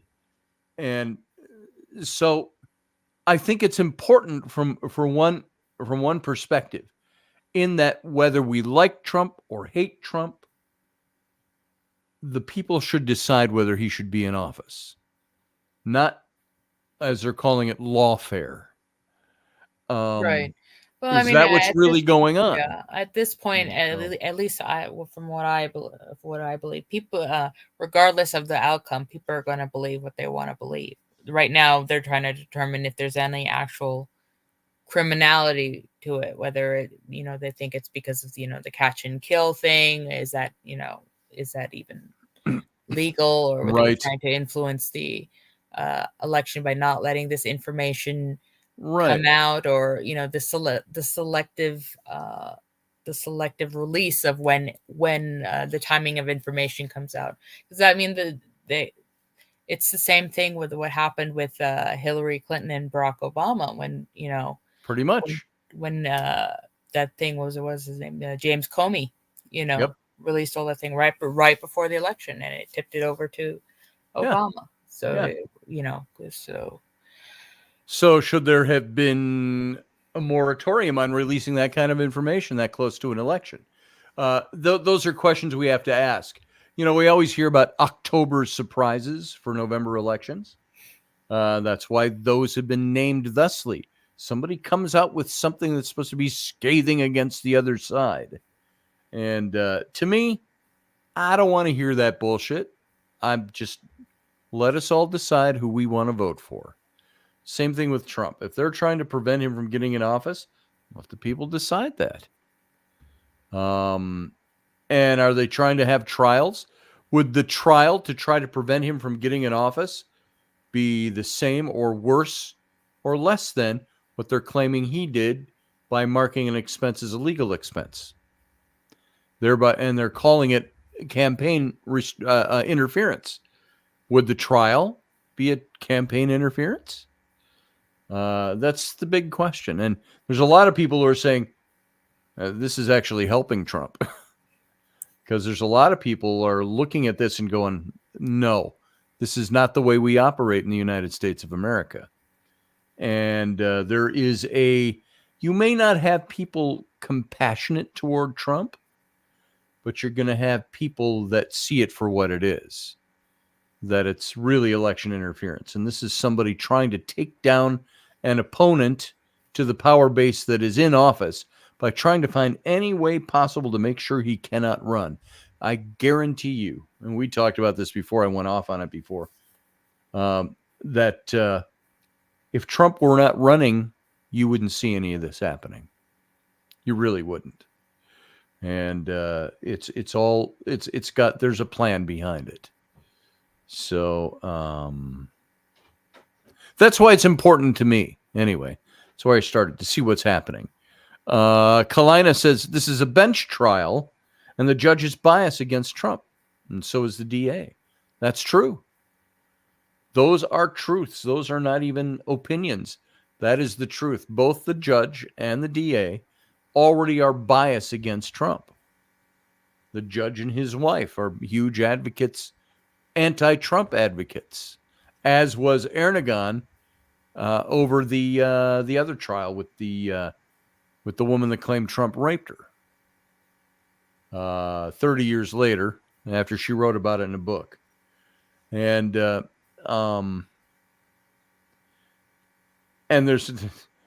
that's somebody who I think is a little wacky. Now, if anything happened between her and Trump, I don't believe it was rape. And neither did the jury in that trial. They were kind of like reluctantly, well, there might have been something there. But they didn't have enough evidence. There was nobody there. There was no way to prove anything other than her word. So they were just forcing Trump into appealing that. Because a woman 30 years after the fact, after writing a book about it, claiming 8 other guys did the same thing to her and saying she rather thought the rape was exciting, and said that Trump raped her in a dressing room in a store. And I don't think so. Trump might be many things. I don't think he's a rapist in a dressing room in a clothing store. But they couldn't let it go. They couldn't. How could they have ruled anything about that when there was absolutely zero evidence that it happened? How could he get anything other than an acquittal or a dismissal? Yeah, she couldn't even remember the date. Well, You know, I don't have so much problem with the date thing, Steph, unless you're talking decades. She couldn't remember what decade it happened, but it was 30 years ago. So that's one trial. Now, what they've done is they pushed it into an appellate court. So Trump now has to appeal that. Meanwhile, he's got to pay this exorbitant figure to get there. So it's nuts. And if you tell me this is not for the purpose of, who is the DA that, not Fannie Willis, the other one, what's her name? She is a woman of color as well, in Georgia. What state is she in? The other DA that's... The other one is in New York. Latrina? Letitia James. Letitia James. She's pushing to try to get Trump's properties seized. That was the case with the rape. She's pushing to get his properties seized. Or was that? Am I mixing them up? Anyway, she was pushing to have his properties seized before he even could tell them if he could make the payment or not. Well, if he can't make the payment for his bond, we will start seizing his property. What does that look like? We're going to seize this man's holdings and property over this trial, even though he's going to appeal it. Eey. She got pissed because he said she's not his type. Says Steph.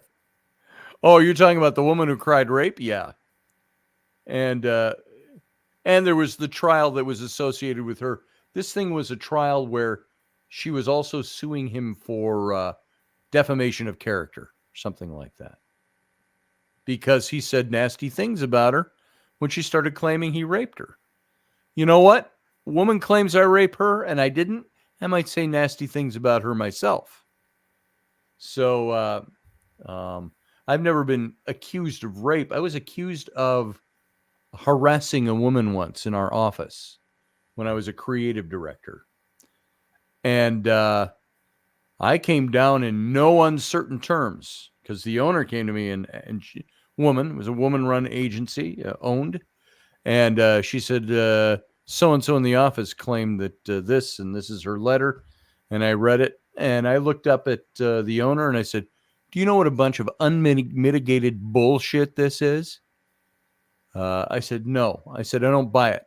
And I said, if she wants this to go to court, I said, I'll meet her there. That's fine. And this is back in the 90s. And there were things this young woman would do that were, and she was a cute young woman, but there was stuff, she would come into my office and flirt. She would lean over my desk with cleavage hanging all over. And I'm sorry to put it that way. It looked nicer than that. And it was worth looking at if you're a guy or a woman who likes those things. She'd lean over my desk. She knew exactly what she was doing. And she was flirting. And every guy in that, there was only two of us, two guys in that company, me and an artist that I hired. And we both knew it, what she was like. But that was back before everything was built politically around, be very careful what you say and how you say it, you know. And so she teased, we all teased. We all ate lunch together every day. We all hung out. We all frequented each other's offices and sat down, had coffee, and joked around and all the time. And she leveled that claim. And I asked the owner, I said, why did she, what's prompting her to make this claim? I said, I'm a happily married man, and I did not sexually harass this woman. And I wrote a letter back for the record on that went into the file there. And then I said, there is no way this happened. And I named a bunch of things that she had done. And I said, if anybody was sexually out of line, it was this young woman because of the things she did and the way she acted. So there, I went off on a little personal story there. But just say Steph says, just say it. LOL. Tits hanging out. Yeah, pretty much. It was pretty much. So, Elderberry, Steph, with all due respect, your physique is impressive. That's from Elderberry to Steph. There you go, Steph. You have an impressive physique. So anyway, I don't know. You're pretty quiet over there, Sarah, because I'm just blathering at the mouth. But this is the kind of stuff. This is why this all came from me saying why I'm interested in the trial. I do think it's an important part of American history. This is the first time a former president has been brought to court on charges, and there's 4 of them. And I got to tell you something. I don't think even thinking people on the left have got to know. People who hate Trump have got to know. This is pretty foul ball. All this stuff going on. This ain't the truth. All this stuff being thrown at Trump. And they've got to know it. And I think this is why you're seeing Trump going up in the polls all the time. I just saw somebody bald-faced lie today saying all this stuff about Trump being up in the polls. It's a lie because, Biden's up here and here and here, and it's all a lie, and this and that's a lie they want you to believe. I go, wait a minute. That's a lie all by itself. You're a lying liar lying with your lies because that's not what it says. Polls are polls. We all know that. They can change in a heartbeat. But right now, Trump is up by almost 7 points in every one of the swing states. If the election were held today, the polls say Trump would win by 12 points minimum. Stuff like that. That stuff is out there. And I think what you're seeing is a kickback that the left did not expect by putting Trump into all these trials, trying to break him financially, trying to put him in jail, all because he's running again. It's not the way America is supposed to work. And it's like, it ties back to the name calling as well. It's all methods of trying to influence someone. We're trying to influence. They're trying to influence the outcome of the election, right? So as far as mudslinging, back in the day, or current day, or whatever you want to call it. But there seemed to be like a loss of, what do you call it? Gentlemanly courtesy or something like that. Which was bad. Do you remember some of the political drawings? Have you ever seen them? The ones during Lincoln's campaign. They were drawing pictures of him as an ape and calling him nasty names. Cartoons in the newspapers back then, 150 years ago. And we haven't even evolved much since then. Because if it didn't work, the idea would have fallen away. So there has to be something to it, that it appeals to people at the most base level. Rather than Chuck asks, all the things against Trump, all the things. What's against Biden? How many charges is he facing? Well, the right hasn't been in charge, being able to lead that charge to try to prevent Trump from having an opponent. The right hasn't been in that position to do that. But Biden has certainly been accused of a lot of things that have been brushed under the rug. There are things that Biden has been accused of that were it Trump or one of his kids would have been all over the compliant news media. So, Chuck, I get where you're coming from, but there are no charges against Biden because nobody's brought them that far. Nobody is trying to prevent him from running for office by charging him with a crime. But there have been a lot of accusations. Why aren't those pursued? I know they are trying to impeach Biden. And I think there's a lot more than the media would like to let on with that. There's a lot more substance to that. I don't follow that. What's deflection? I don't think that's deflection at all. I think that's the pure, simple reason that you're not seeing any indictments of the president. Number one, he's a sitting president. Number two, you don't have the other side trying to prevent him from running by indicting him on everything they can find in the book. Why hasn't Hillary been indicted for some of the things she's done that are the very same things they decry Trump for? Why isn't she indicted? Because the right isn't the one in charge of doing that, and the right has never been the ones to do that. Cite me examples where the right has ever done that to the left. But I do have a question about that. I mean, when Trump was in office, why didn't anything happen to Hillary? Because he dropped it. He was asked that question. So remember during the campaign, it was there was a line, but it was like getting Hillary in jail. Lock her up. Lock her up. Well, people were asking in his first year, why aren't you pursuing Hillary? He says, because the campaign's over, I'm not going to do that. Now that I'm in the office, he says, doesn't need to be done. Move on. And I mean, is that the correct decision then? Probably not. Yeah. Probably not. I think she should have been at least indicted for some of the stuff she did. So, yeah, Steph said she destroyed evidence.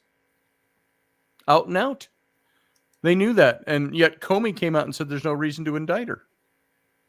He said she's guilty as shit, but we're not going to indict her. It's basically, you remember that famous press conference he had. I don't like either one, is clearly the worst. And that's the opinion. That's the political opinion. And Chuck, that's why you and I don't have any problems with each other. We're on opposite ends of the spectrum when it comes politically, but I still like you as a friend. So it doesn't matter to me. It's viva la différence. You know, I think Biden is worse. I think what Biden has done to the country is worse. What he's leading the country to. And again, I say Biden because it's his administration. I don't think it's Biden at all. I don't think Biden should be running. From a pure, not because I think my guy couldn't beat him. It's, trust me on this, a pure humanitarian issue. I don't think Biden should be running. I think he's being pushed into running again. Biden needs to be retired. It's obvious. You look at him from, even I heard him speaking in a recording the other day from during the last campaign. And remember during the last campaign, you remember that, Sarah? The right was already saying Biden is slipping. Oh, he's slipping, almost everything he said. But you listen to him from the last campaign 4.5 years ago and listen to him now, night and day. You listen to him from the old campaign, you go, wow, that was Biden? Was that from like 30 years ago? No, that was the last campaign.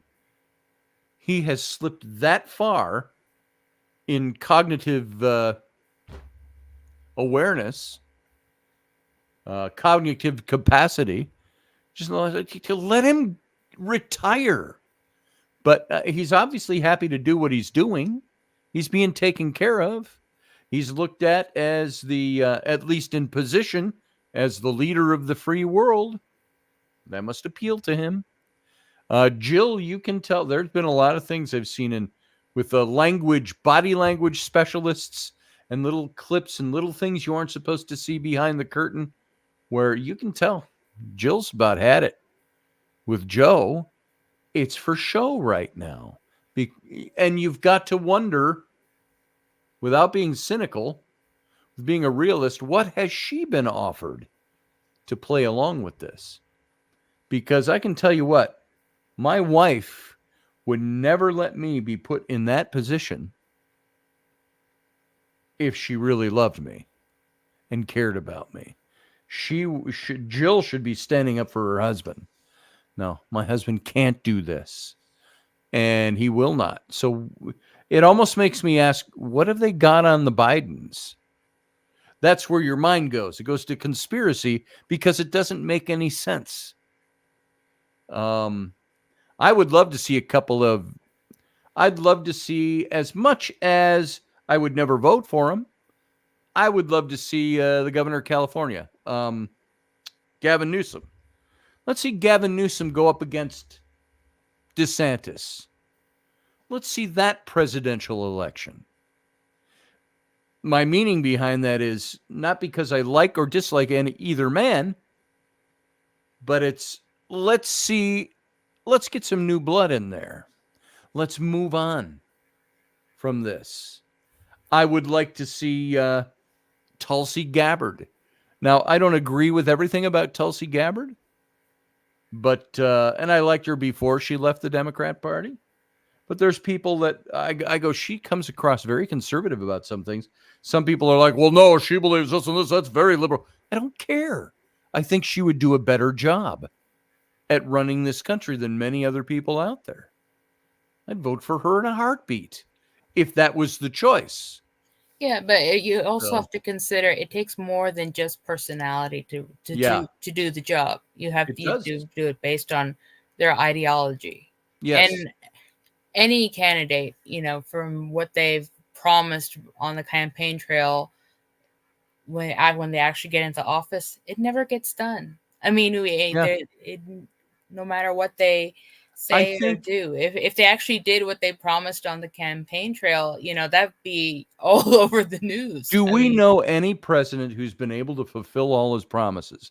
I think my opinion is making a promise and saying, I could do that. Let's say I'm running for president.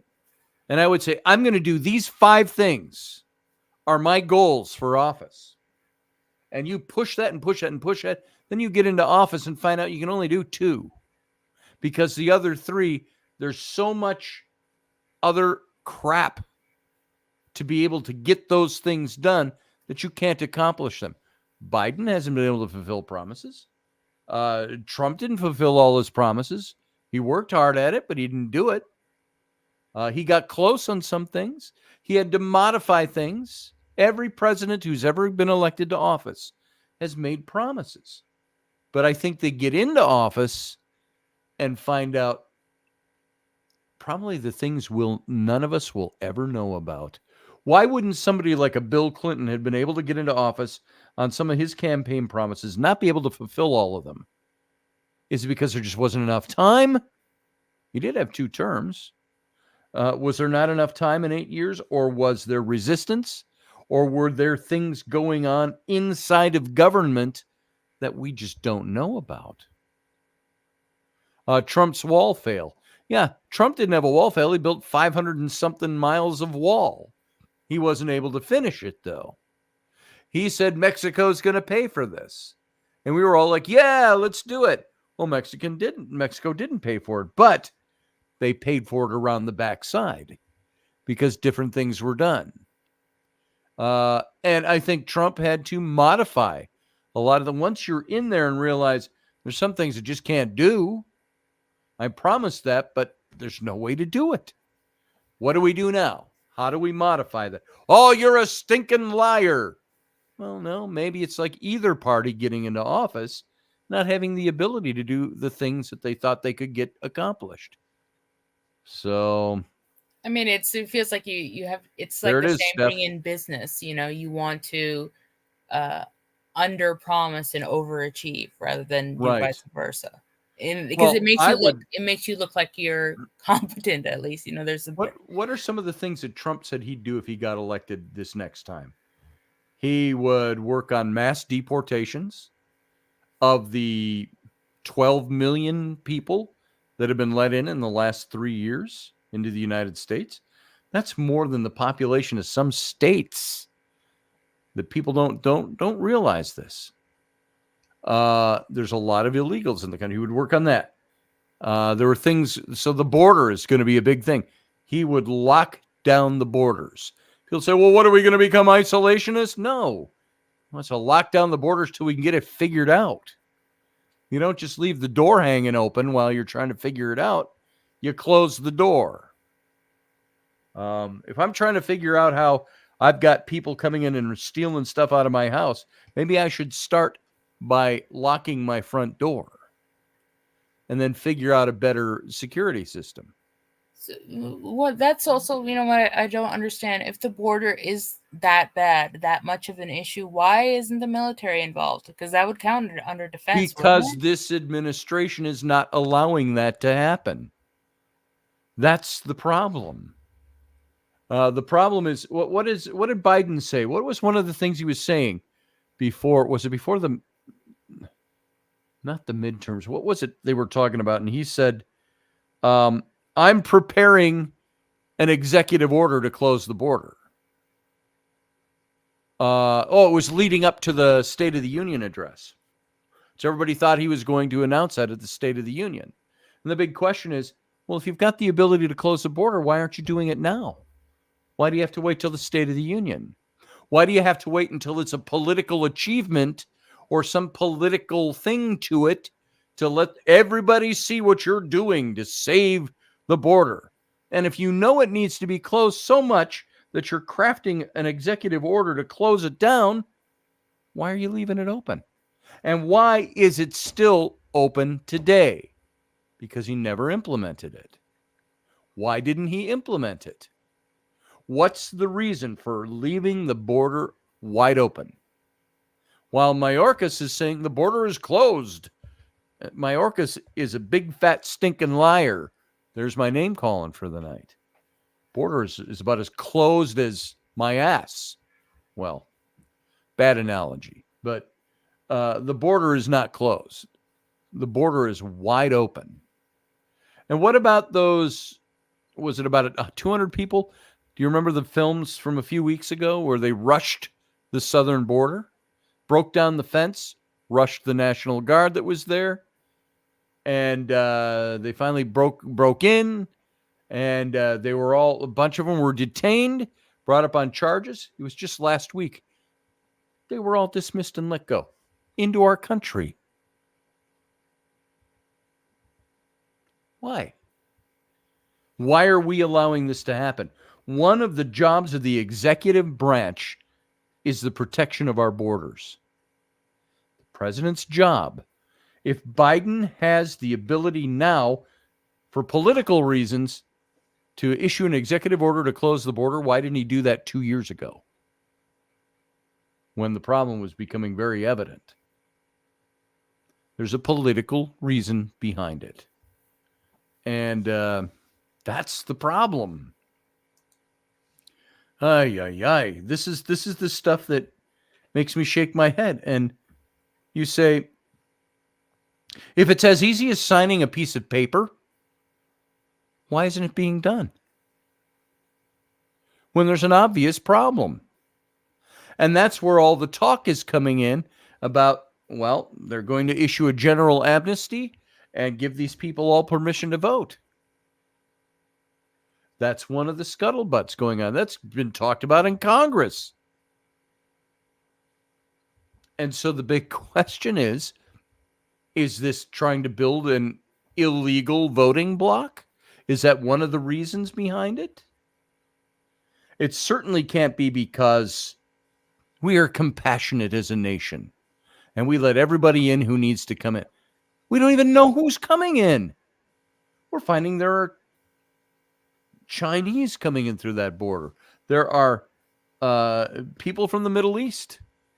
There are, and I can't quote exact figures here and exact countries, but they are finding there are tons of military-age males coming in from the Middle East, coming in from China. They're not families seeking refugee status. They're military-age males. Why is this being allowed to happen? Is that not a dereliction of duty when it comes to protecting the United States and protecting our borders? This is one of the things that people say, this is an impeachment level offense, not taking care of the job. It's leaving America more vulnerable. And so I that spun off of me saying, what are some of the things Trump is promising if he gets reelected? He's promising to slap those borders shut and to deport as many of those people who can still be found who have not soaked into the American countryside. And I think, and we think it can happen, but Sarah, maybe you can comment on some of this too, but I think that what you're seeing is something that could lead to the literal downfall of America. I'm not using that as rhetoric. I'm saying this could lead to the literal downfall of the United States if you've got militants from other countries in the hundreds of thousands. What does that do to our security? Why isn't this a bigger issue in the news? Why is the news media supporting? Well, they're starting not to. That's the thing. And they're also starting to, guess what? The New York Times, viciously opposed to Donald Trump, put out a news article just today or yesterday stating why all these trials are I don't know what the word they use, but while all these trials that Trump is being put through are ridiculous. And they're a news media outlet that is not supportive of Trump. Here.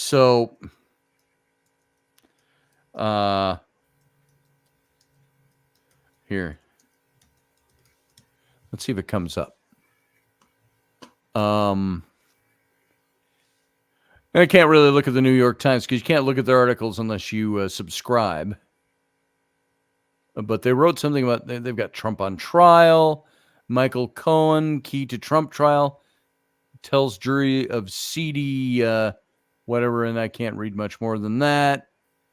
But there's something, even the papers that are against Donald Trump, the news media, which you used to hear that years ago. It's now what media outlet is pro this guy or anti that guy? They're supposed to just be giving us the news, right?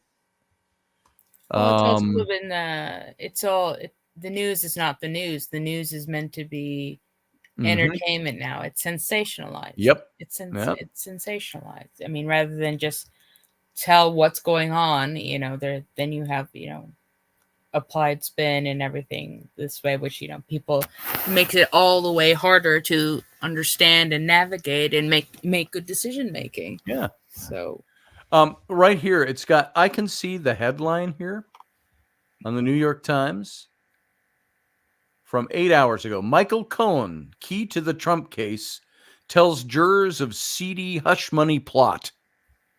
And the subhead says Donald J. Trump's former bulldog told jurors about his work, threatening enemies, cleaning up problems, and burying embarrassing stories. The subhead doesn't say told them how Trump did this in the case of Stormy Daniels. They're trying to set a precedent, just like Michael Cohen, the do-anything fixer who once boasted of burying Donald Trump's secrets and spreading his lies, took the stand, blah, blah, blah, narrating the prosecution's case in a tell-all detail. Mr. Cohen testified that Trump in 2016 had personally directed him to pay off a porn star and had approved a dubious reimbursement plan. Just do it, the former fixer recalled Trump saying about the hush money payment to the porn star. Well, here's the thing. Something else that came out. I don't know if they're going to get to it in this article, but it wasn't Trump's idea. It was Michael Cohen.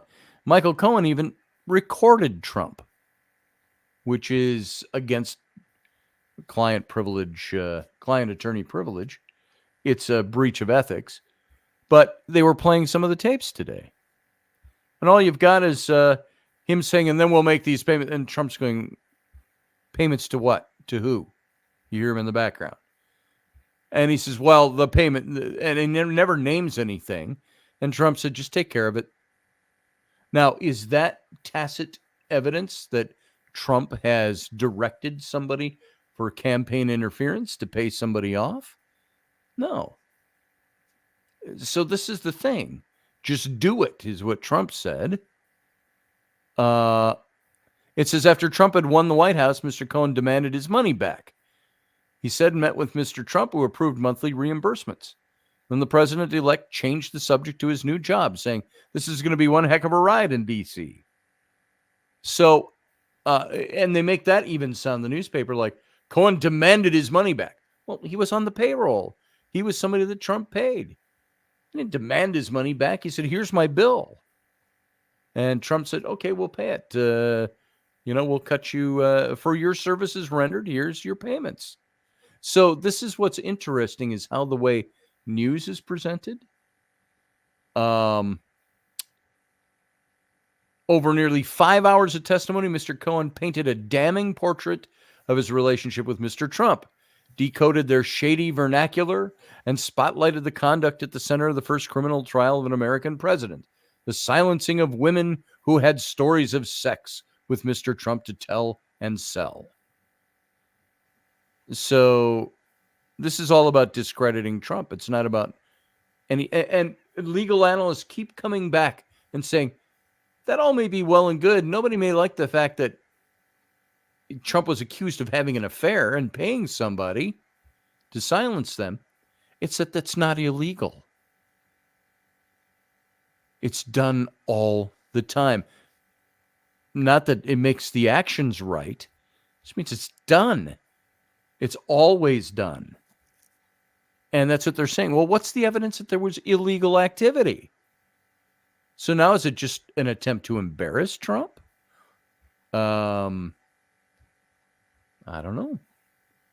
So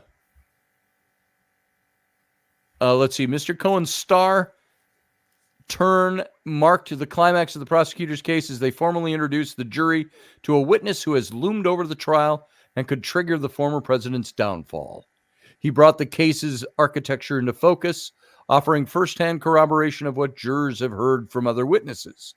He also wove a sprawling cast of characters into a single narrative, saying that Mr. Trump, bent on winning the presidency, had orchestrated the cover-up of scandalous stories. Mr. Cohen recalled playing an intimate role in concealing or spinning away the stories that could have had torpedoed Mr. Trump's campaign. None was bigger than when Miss Daniels shopped her account of a sexual liaison with Mr. Trump, which Mr. Cohen said posed a catastrophic threat. Total disaster, Mr. Cohen quoted Trump saying. Women will hate me. This is what Cohen said Trump said. As jurors jotted copious notes, Mr. Cohen said that Mr. Trump did not confirm if Miss Daniels' story was true, but acknowledged knowing her and called her a beautiful woman.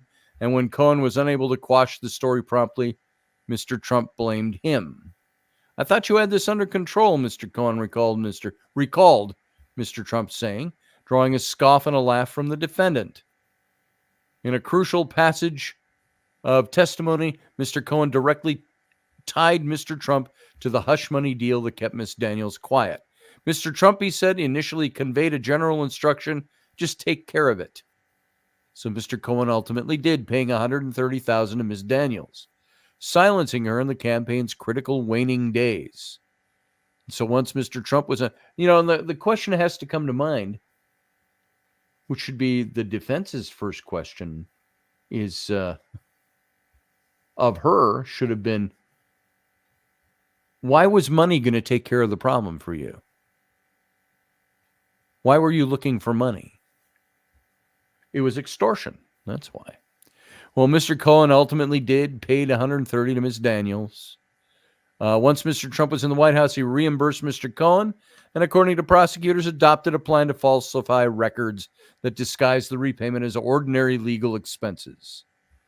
The prosecutors, who are expected to conclude their case this week, charged the former president with 34 felony counts of falsifying business records, 11 checks, 11 invoices, and 12 entries, which is really one big thing. It's one, they're saying what he did was falsify records.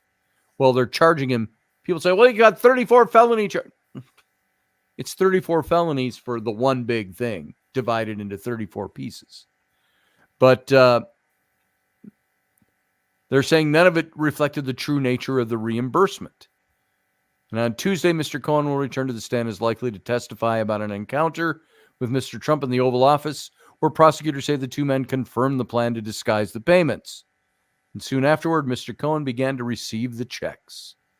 On the stand Monday, Mr. Cohen recounted how he had conspired with Mr. Trump and the longtime publisher of the National Enquirer, David Pecker, interesting name, to protect the campaign. Now, Pecker actually came off and for the prosecution, being a prosecution witness, pretty much without saying, I stand for Donald Trump. Pretty much the things he said were not any evidence against Trump. So it's interesting. He's saying they plotted to promote flattering stories and suppress the damaging ones through so-called catch and kill deals. And so on, and so on, and so on. The only thing that was on my mind, said Cohen, was to accomplish the task and to make Mr. Trump happy. Now, what's interesting is Cohen's doing prison time right now for lying to Congress and perjuring himself in court. So that cannot be emphasized enough. Let's see. This is just interesting. This is why I like to know what's going on.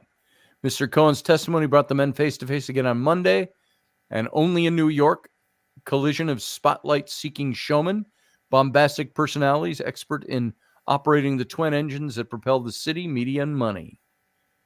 Though hailing from different worlds, Mr. Trump, a real estate scion, Mr. Cohen, the child of a Holocaust survivor. Okay, that's equating the two different roles in life they had. They were creatures of the same ecosystem, sharing a gritty, argot, and tough guy personas that belied fragile egos. Mr. Trump bestowed a sense of importance on Mr. Cohen. Blah, blah, blah. This is just talking about them. Of course, Cohen has been online for the last several weeks, making money off of T-shirts and stuff like that about how guilty Trump is. And let's see, what did they say here? For weeks leading up to the testimony, prosecutors had inured the jury to Mr. Cohen's outsized personality as they elicited testimony from witnesses who had little love for the former fixer. That move was designed to neutralize the defense's attack on Mr. Cohen as a liar, motivated by a deep-seated desire for revenge. He is also, as the defense is fond of noting, a felon. In 2018, Mr. Cohen pleaded guilty to federal crimes, some related to the hush money payment. Prosecutors are offering Mr. Cohen nothing. And on it goes. So, on Monday, Mr. Cohen seized the moment, delivering a steady performance that could offer him a measure of public redemption and personal revenge. But next, the defense will cross-examine him, and it could be brutal. Mr. Trump's lawyers are expected to seize on his credibility, or as they see it, his lack of it. Mr. Trump, who faces probation or as long as 4 years in prison, has cast himself as a victim of prosecutorial overreach. He has attacked the district attorney who brought the case, Alvin Bragg, who watched Mr. Cohen's testimony from the courtroom on Monday. And even as the judge has imposed a gag order that prevents Mr. Trump from attacking Mr. Cohen and other witnesses, the former president has summoned political allies to the courthouse to do his bidding for him. It's funny that there's no gag order on Cohen. Aren't gag orders supposed to protect the defendant? Not the other way around? That's the purpose of a gag order? I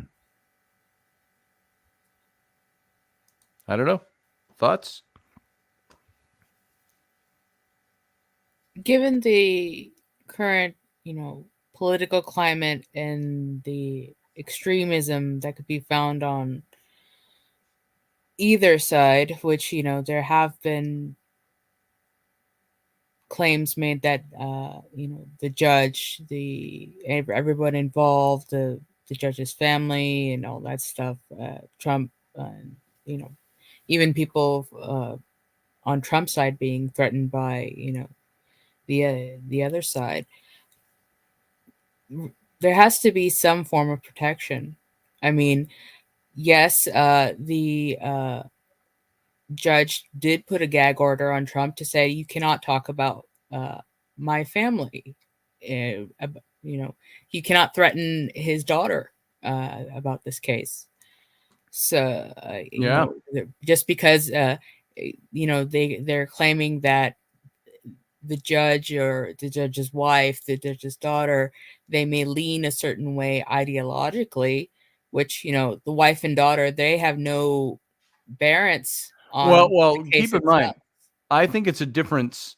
There's a big difference between leaning toward one candidate or preferring a candidate one over the other versus being an advocate for and a financial supporter of that candidate. Right. There's definitely a difference there. But I mean, yeah.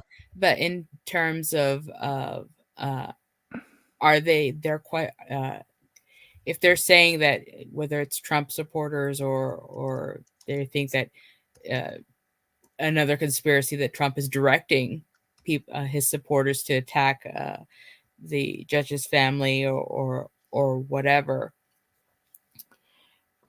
that are they questioning the judge's ability to be impartial? Yes. I mean, yeah. Well, I think what Trump has said about this, he said, I think this is a very conflicted judge. I've heard him say that more than once. He's conflicted. He said in the sense there's a conflict of interest with this judge.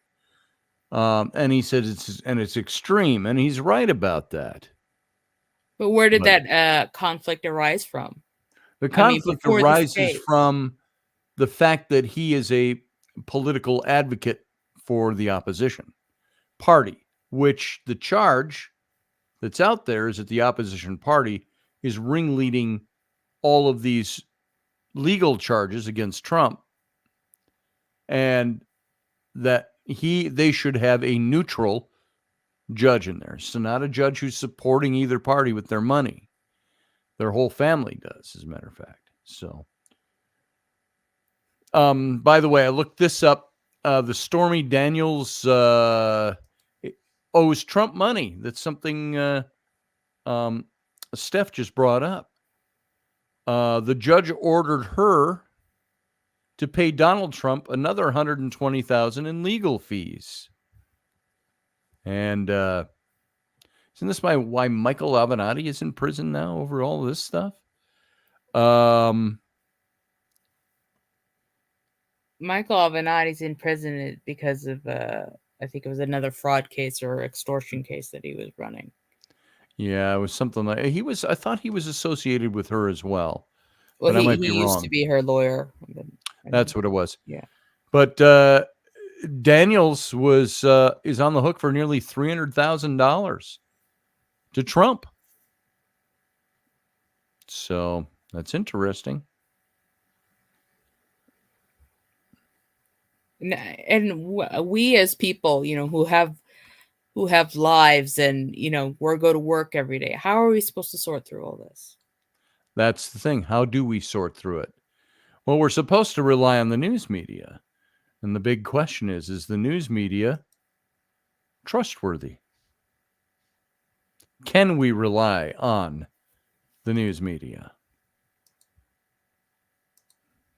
And if the answer is no, then what are we supposed to do? That's it. And here's the problem. I think what we have to do is we need to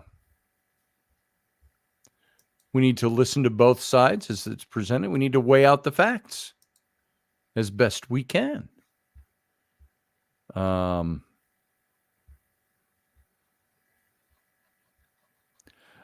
And sometimes I've said it goes to the credit, but when we were talking about if we talked paranormal issues, I remember when all the charges came out against Jason and Grant of ghost hunters, that it was obvious that there was tampering and there was faked evidence and you could see it on camera and stuff like that. Well, my answer to that was, I said, when it comes to questions like this, I said, I go with what I find the credibility of the individual. I said, I happen to know Grant Wilson very well. He's a friend of mine. And I said, I believe he is a credible person. And everybody's like, well, Hollywood can make you do anything. Granted, I get that. But at the same time, I find him credible as an individual. And that was part of who he was. It was part of he's a Mormon. It was part of his religion. He was very religiously Mormon.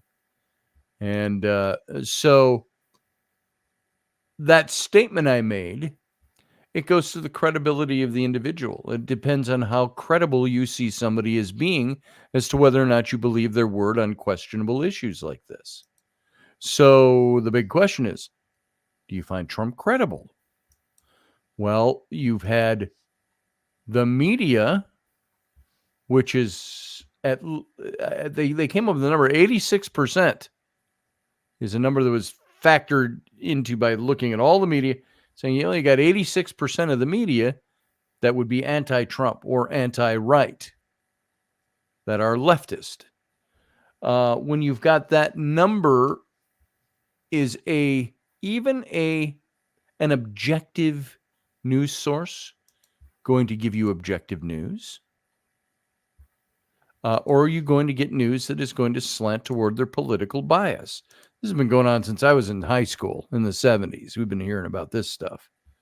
The slanted news media.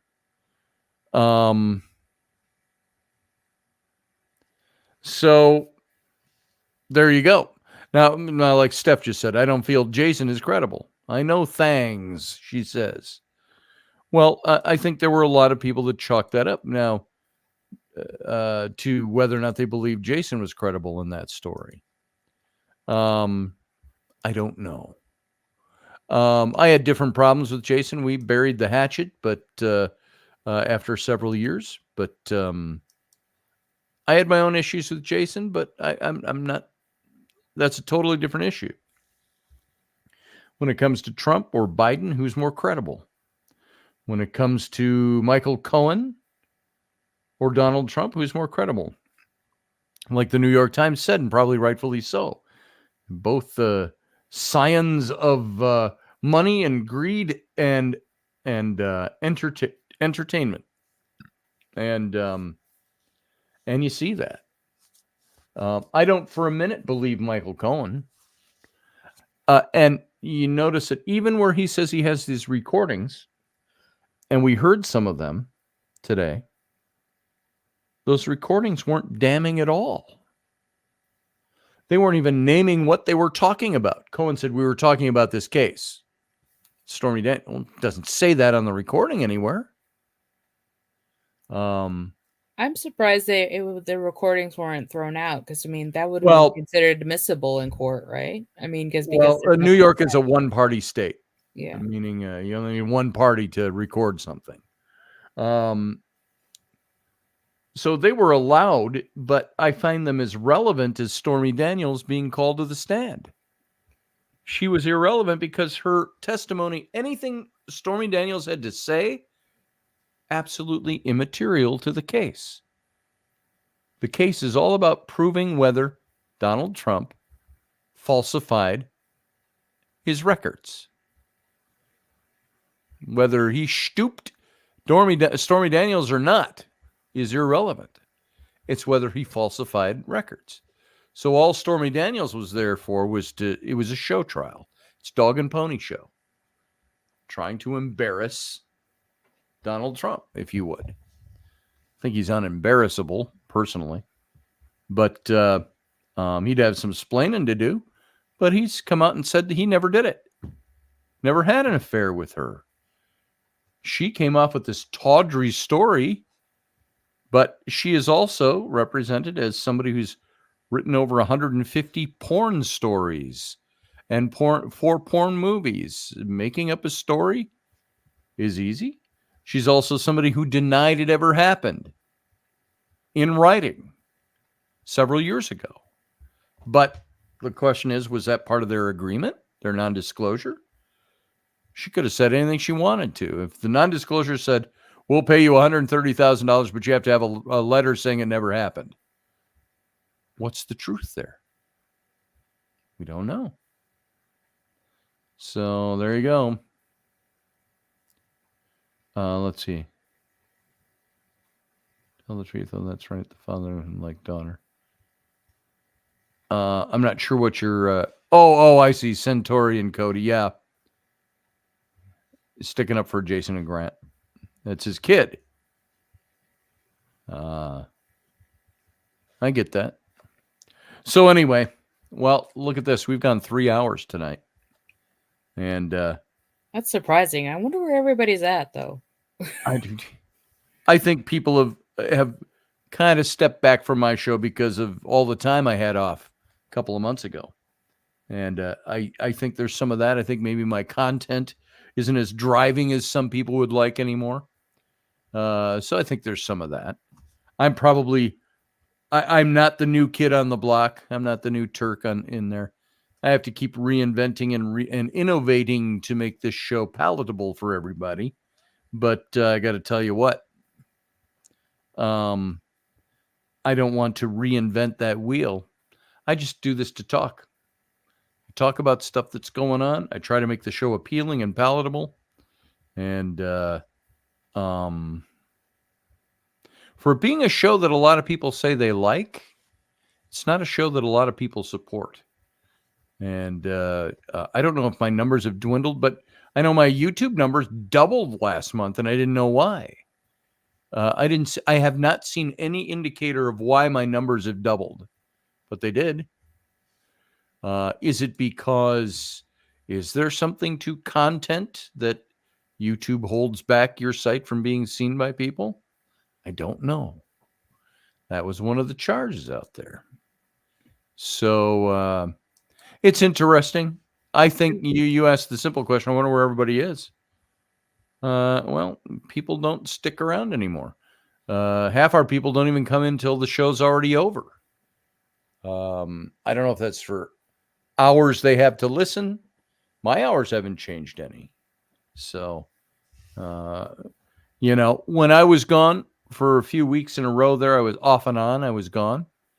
I think I'm just another internet talker to a lot of people, and they just go somewhere else. So, but then I've got my very loyal listeners that come in, like you and Steph and everybody else. So there it is. I'm not sure what Chuck is calling BS on here. My life is just fine, he says. That's great. Chuck, like we've said before, if you've made investments in you're in a position in life that a lot of people have never been able to do what you do. Even though you're not a mogul, you're not a multimillionaire, there's a lot of people that haven't been able to invest like you do. They don't do the stock market stuff.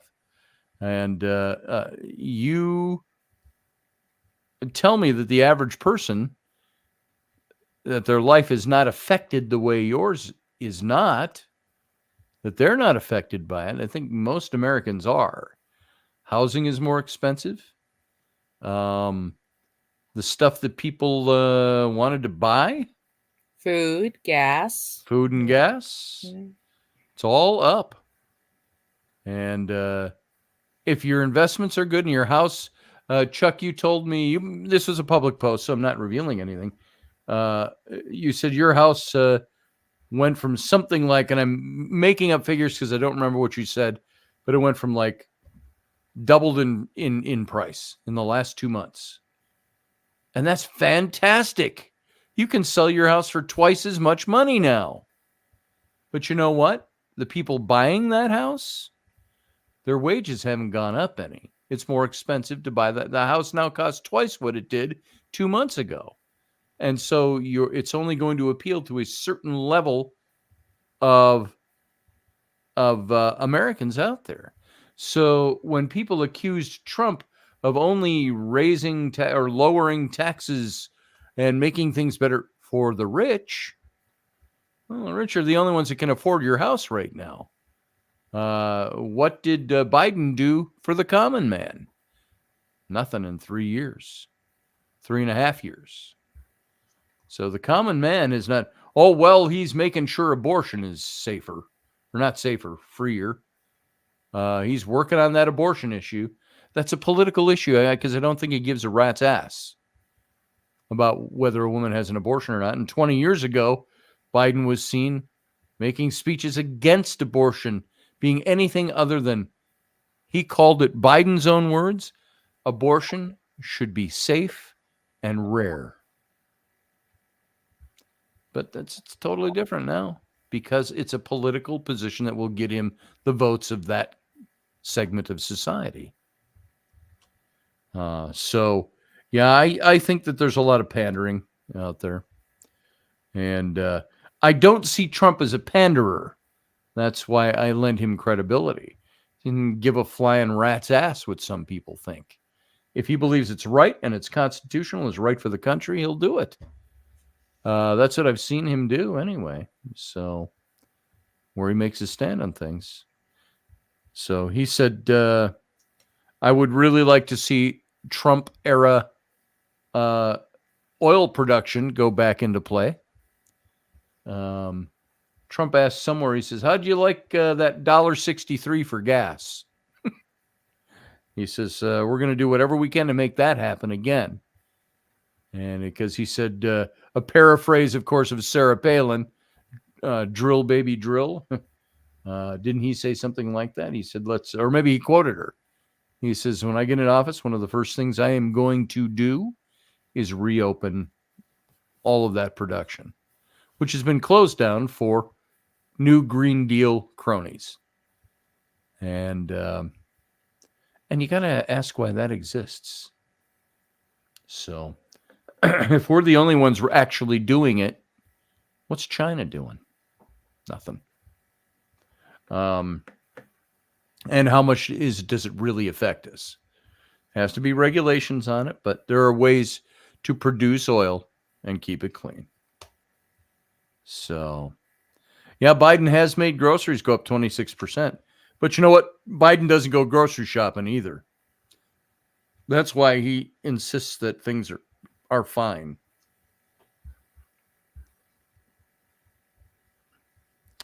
I know he made it unsafe and took away rights from women. It's a feckless hack. I'm not sure what you mean by that, Steph. Took away what rights? So I have a lot of reasons to not like Biden, and it's not because of party. Because, number one, I'm not a Republican. I voted Republican. I'm not a Republican. And I have problems with the Republican Party. I'm an independent. I'm a Jeffersonian liberal, is what you can call me. I'm very conservative in that respect. But I'm like a lot of people because I'm socially, I tend to be more liberal. But fiscally, I tend to be more conservative. Economically, let's put it that way. Well, signing into law that men can go into women's safe places, dressing rooms, sports, etc. Yeah, I agree with you there. There's nothing better about honoring women than telling women that men can do it better and allow them to play your sport. Women of the Year. Wasn't there a Woman of the Year that was a man?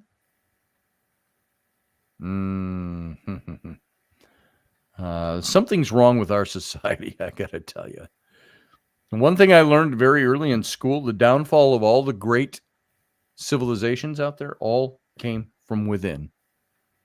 Corruption from within. And they degraded and crumbled into nothing.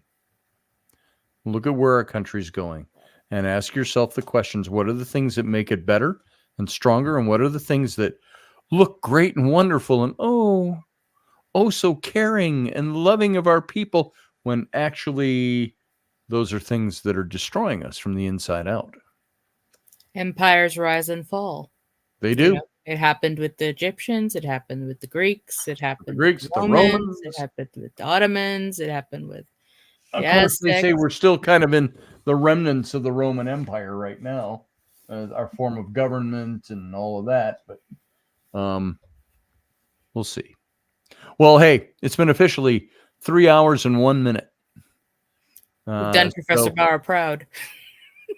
What's that? We've done Professor Bauer proud, probably. Yes, we have. And as he might say, well, now that we've entered hour 3, let me talk and we'll make it go to hour 4. You know, I would love nothing better than to do this show. I'd do this show 3 hours a day if it was my means of supporting myself, but it's not. So I'm not on public radio, and not public in the sense of NPR, but, I'm not on commercial radio. I don't get paid to do this other than what you guys give me. And wow, what a segue. You can click the little join button down below. It tells you 3 ways you can support this show here on YouTube. And you can go over to my Patreon site. And for as little as $4 a month, you can support this show. I want to do some things. I was just watching a show with my kids today. They've really gotten into, some of you may know who they are, Sam and Colby, a couple of kids that started, I think, during their high school days, just doing weird, crazy kid YouTube videos. Yeah, that that's not focus. my generation. Yeah. And a little too wacky and goofy for me at the time. Wacky wasn't the good word. It was stupid. I looked at some of the stuff and I went, these guys are stupid. And they started getting into the ghost hunting and doing more sites. And the more they got into it, like 6 years ago now they're in their early 20s. And they still do some weird stuff, but they're actually getting pretty good at what they're doing. And total fakers, says Steph. I don't know about that, Steph. I thought that at first. I think they may have done like anybody else, sensationalized things in order to get views. But, they've been debunked by who? Who's debunked them? Who has gone along with them and reported to see what they're doing and how they're doing it? I've seen some of the stuff they've come up with, and, well, I watched the debunkers. Yeah, I'm curious. Are they debunking because, see, this is where we can't trust anybody anymore. Again, I don't know it's who's the debunking them and why. Yeah. What's their motivation? Yeah. Is it because they're really, see, Beardo, Kenneth Biddle, I don't even know who that is. Kenny Biddle. I don't know who that is. So his word to me, he's nothing. He doesn't mean anything to me. He's nothing. His family is nothing. I don't know him. No, I don't have a side-eye guy. I don't even know who that is. But I don't know Kenny Biddle, and if I do, I don't know him by name. Show me a picture, maybe I would know him. Kenny Biddle. I would be more guy. interested in what research he was looking into. Yeah. But I mean, even in the paranormal field, it's gone into the same thing with the news. It's gone to sensationalist. See, I'm looking at this author, Kenny Biddle. He's a science enthusiast who investigates claims of paranormal experiences, equipment, photos, and the video, promotes science, critical thinking, etc., etc., etc. Steph, let me tell you something, and anybody else. There was a guy out there when John Ward and I were doing some of our paranormal stuff, and we were doing, John was doing his archaeological work. His wife is the archaeologist. John is not an archaeologist by accreditation. It's by practice. But we were putting up with criticism for some of the things we said in our radio show, our books. Our first book was the Exodus Reality. He debunks Jason L. Oh, all the time. I see what you're saying. I'm comparing somebody, Jason Colavito. I don't even like to invoke his name. But he's somebody who claims he is a scientific thinker. He's got his degree in this, and he has set about trying to discredit anybody who was anybody in these weirder fields. He had a big thing against Scott Walter, America Unearthed, that he would go in. Scott would go in and talk to him, debate him. But of course, Jason had all of his sycophants would come in and attack anybody who said anything that was different. John Ward and I were his poster boys for a while and Jason presented himself as being the scientific thinker, the reasoned skeptic, when all he was a debunker, attempting to debunk. And I took him to task once on his own forum. I said, it's interesting that you want to debunk us, but never once have you asked us for an interview. You never talked to us about anything. You've never asked our take on anything. I said, how can you claim to be an objective reporter of these things when you've never even asked us for our version of events. And he called me out as racist. Wrote a big article, and all his supporters, yeah, get him, nail him. They call me racist because I wrote about, when I was writing about Noah and the ark, in reference to the flood story. And I said, in the language of the Old Testament, said Noah was a righteous man, pure in all his generations. And I said, what that meant, biblically, pure in all his generations, was that he was from pure-blooded human lineage, as opposed to the mythological mixing of celestial blood with human blood, okay? So we know the story. He called me racist for calling Noah pure-blooded. And he made a big case out of me being a racist. And I asked him in his own forum. I said, are you serious? I said, did you even read what you wrote? I said, I'm talking about mixed human and celestial beings. I said, does that sound racist to you? If anything, I said, it's humanist. So it was interesting. I've run into these types of people, Steph. And I had go around for 6 months with Colavito. And the stuff he would say, everything John and I ever did, he would write a new article debunking us. And from a scientific point of view, when he was never right about what he was saying. He came out and tried to claim John Ward was a Nazi because he had used an old Nazi symbol in symbols around a ring that he was using for his logo.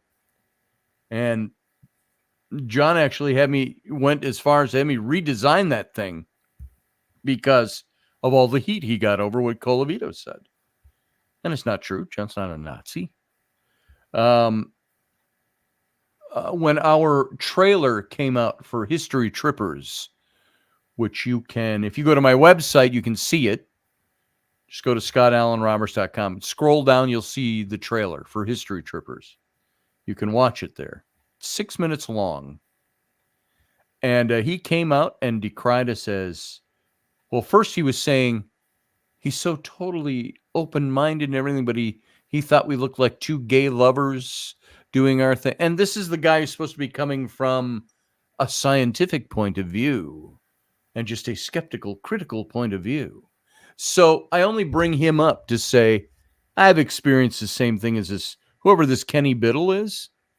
Maybe he's got credibility. I don't know him. I've never listened to him.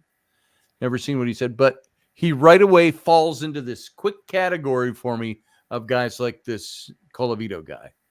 They're there. They will decry anybody who's making. That was the thing of Colavito's. He decried Scott Walter, me, Jason and Grant, anybody who was making money off of their books or their TV shows, purporting junk science, he'd call it. And yet he was trying to sell his book about all this. Like, aren't you trying to make money off the same thing? I said, everybody deserves to make an earning off their living. I said, if you're going to do this and you can make a living at it, why not? You'll just get better and better as you keep going. And, but Kenny, maybe he is very professional, Steph. I'm taking your word for it. But I immediately put him into a category as this other guy who also claimed to be professional, critically minded, scientific, had degrees behind his name, wrote a couple of books, all of this stuff, knew his stuff, acted professionally. Yet at the core of it all was debunking people who didn't need to be debunked. John Ward and I didn't need critical analysis of what we did. Although everybody should be critical of everybody. I get that point. But he was there to try to take us down because we didn't follow the same methodology as him. When he read a segment of How to Be an Archaeologist, and it had the archaeologist in there. It says something about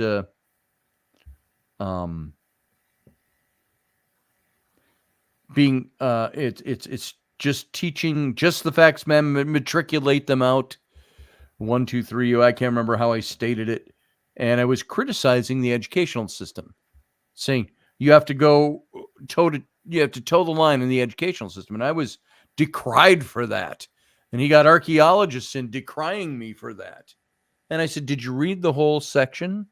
I said, "There's more to it than that line." It says it basically the gist of the whole thing was, you get your degree, you get matriculated out, but you'll find that on top of the education, there's the stuff they don't teach you. The weirder stuff, if you will. The spiritual stuff. That's not always taught. And that's what I was getting at with that. There's the other stuff too. And so I basically told him to fuck off and didn't talk to him anymore. I stopped. I spent an inordinate amount of time defending our positions with him, and I thought, I'm casting my pearl before swine, because they've taken it on themselves to debunk everybody when not everybody is wrong and they are right. So I understand that stuff. I would have to see how he's debunking. Is he debunking something because it could be this or that or the other thing?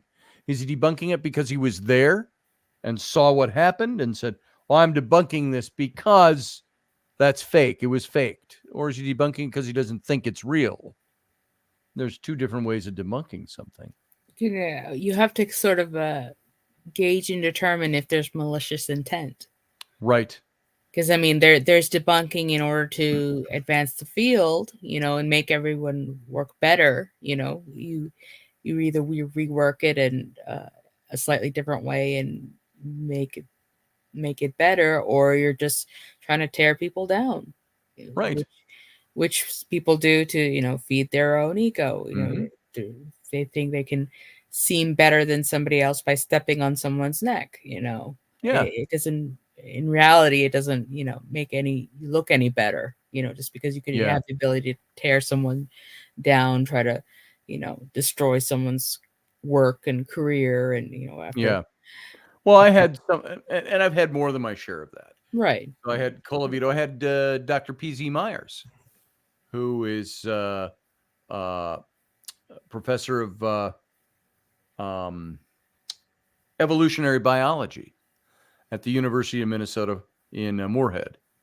And he's got a very big name for himself with the TED organization and with his critical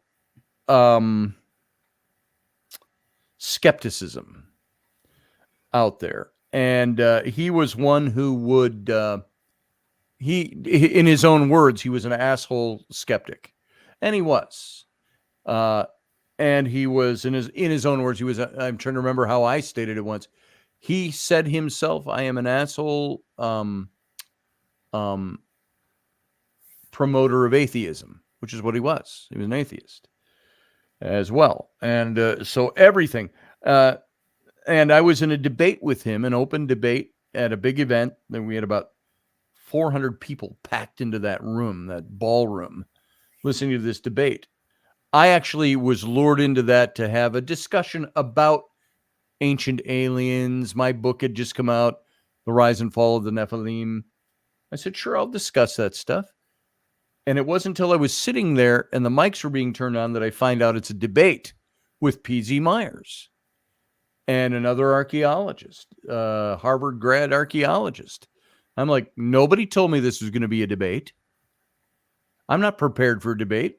I came prepared to just wing like I do on the radio. Just talk about, I thought it was going to be question and answer and talk about the topic. Nobody characterized it as a debate. So I definitely lost that debate in that room, which was packed with P.Z. Meyer followers. And they were all, I saw it happening. He had a iPad and people in the audience were texting him things to ask me. And I thought, that's not a prepared debate. And it was interesting. I remember making the statement, when researching this, I found that there are over 600 cultural tales of a flood story. And cultural tales from major societies down to tribal stories that we've gotten. And the whole audience is rippling with laughter. And then the archaeologist leans into his mic and he goes, "There are not 600 flood stories." Suspect. And everybody, he almost got a standing ovation. I'm like, and I asked the audience, I said, "So let me understand this." I said, "I say that there are. He says there isn't. He gets a standing O, and I get laughed at." I said, "Isn't this kind of a he said, she said? You can decide who's who." "Well, he's got the education and the degrees behind his name." I said, "Well, there it goes." I said, "You won that one. You got a degree. He's got a degree." And that's the kind of way the whole thing was treated. And afterwards, I went up to their little after party. And I came in and we were at this big event. Everybody has these cabanas that face the pool on the inside of the hotel, where everybody has, if you got one of these cabana rooms, they put on these little public parties that all the attendees can go to. 20,000 people at this event. And that's held every year up here in Minneapolis. And so we showed up at their little after party. And some young woman, college age, she sees me. I go, "Hi." And his room is packed. And she goes, oh, like this is expression. And she turns around. She goes, He actually came. And I'm like, "I was invited." And so I had a drink with PC, and he was very docile back there. And I said, "I throw a symposium." So I've got the Paradigm Symposium. So I'd like to invite you to come and speak. "Wow," he said, "I'd be kind of in enemy territory there, wouldn't I?" I said, "Well, where was I tonight?" I said, "I did it. It was enemy territory, and I wasn't even prepared knowing it was a debate." I said, "I'm not inviting you to a debate. I'm inviting you to come and give a couple of presentations on your point of view." And he accepted, and he showed up. And what was interesting about that, he got on, I introduced him, and the audience at our symposium, some people were booing him. And I said, No.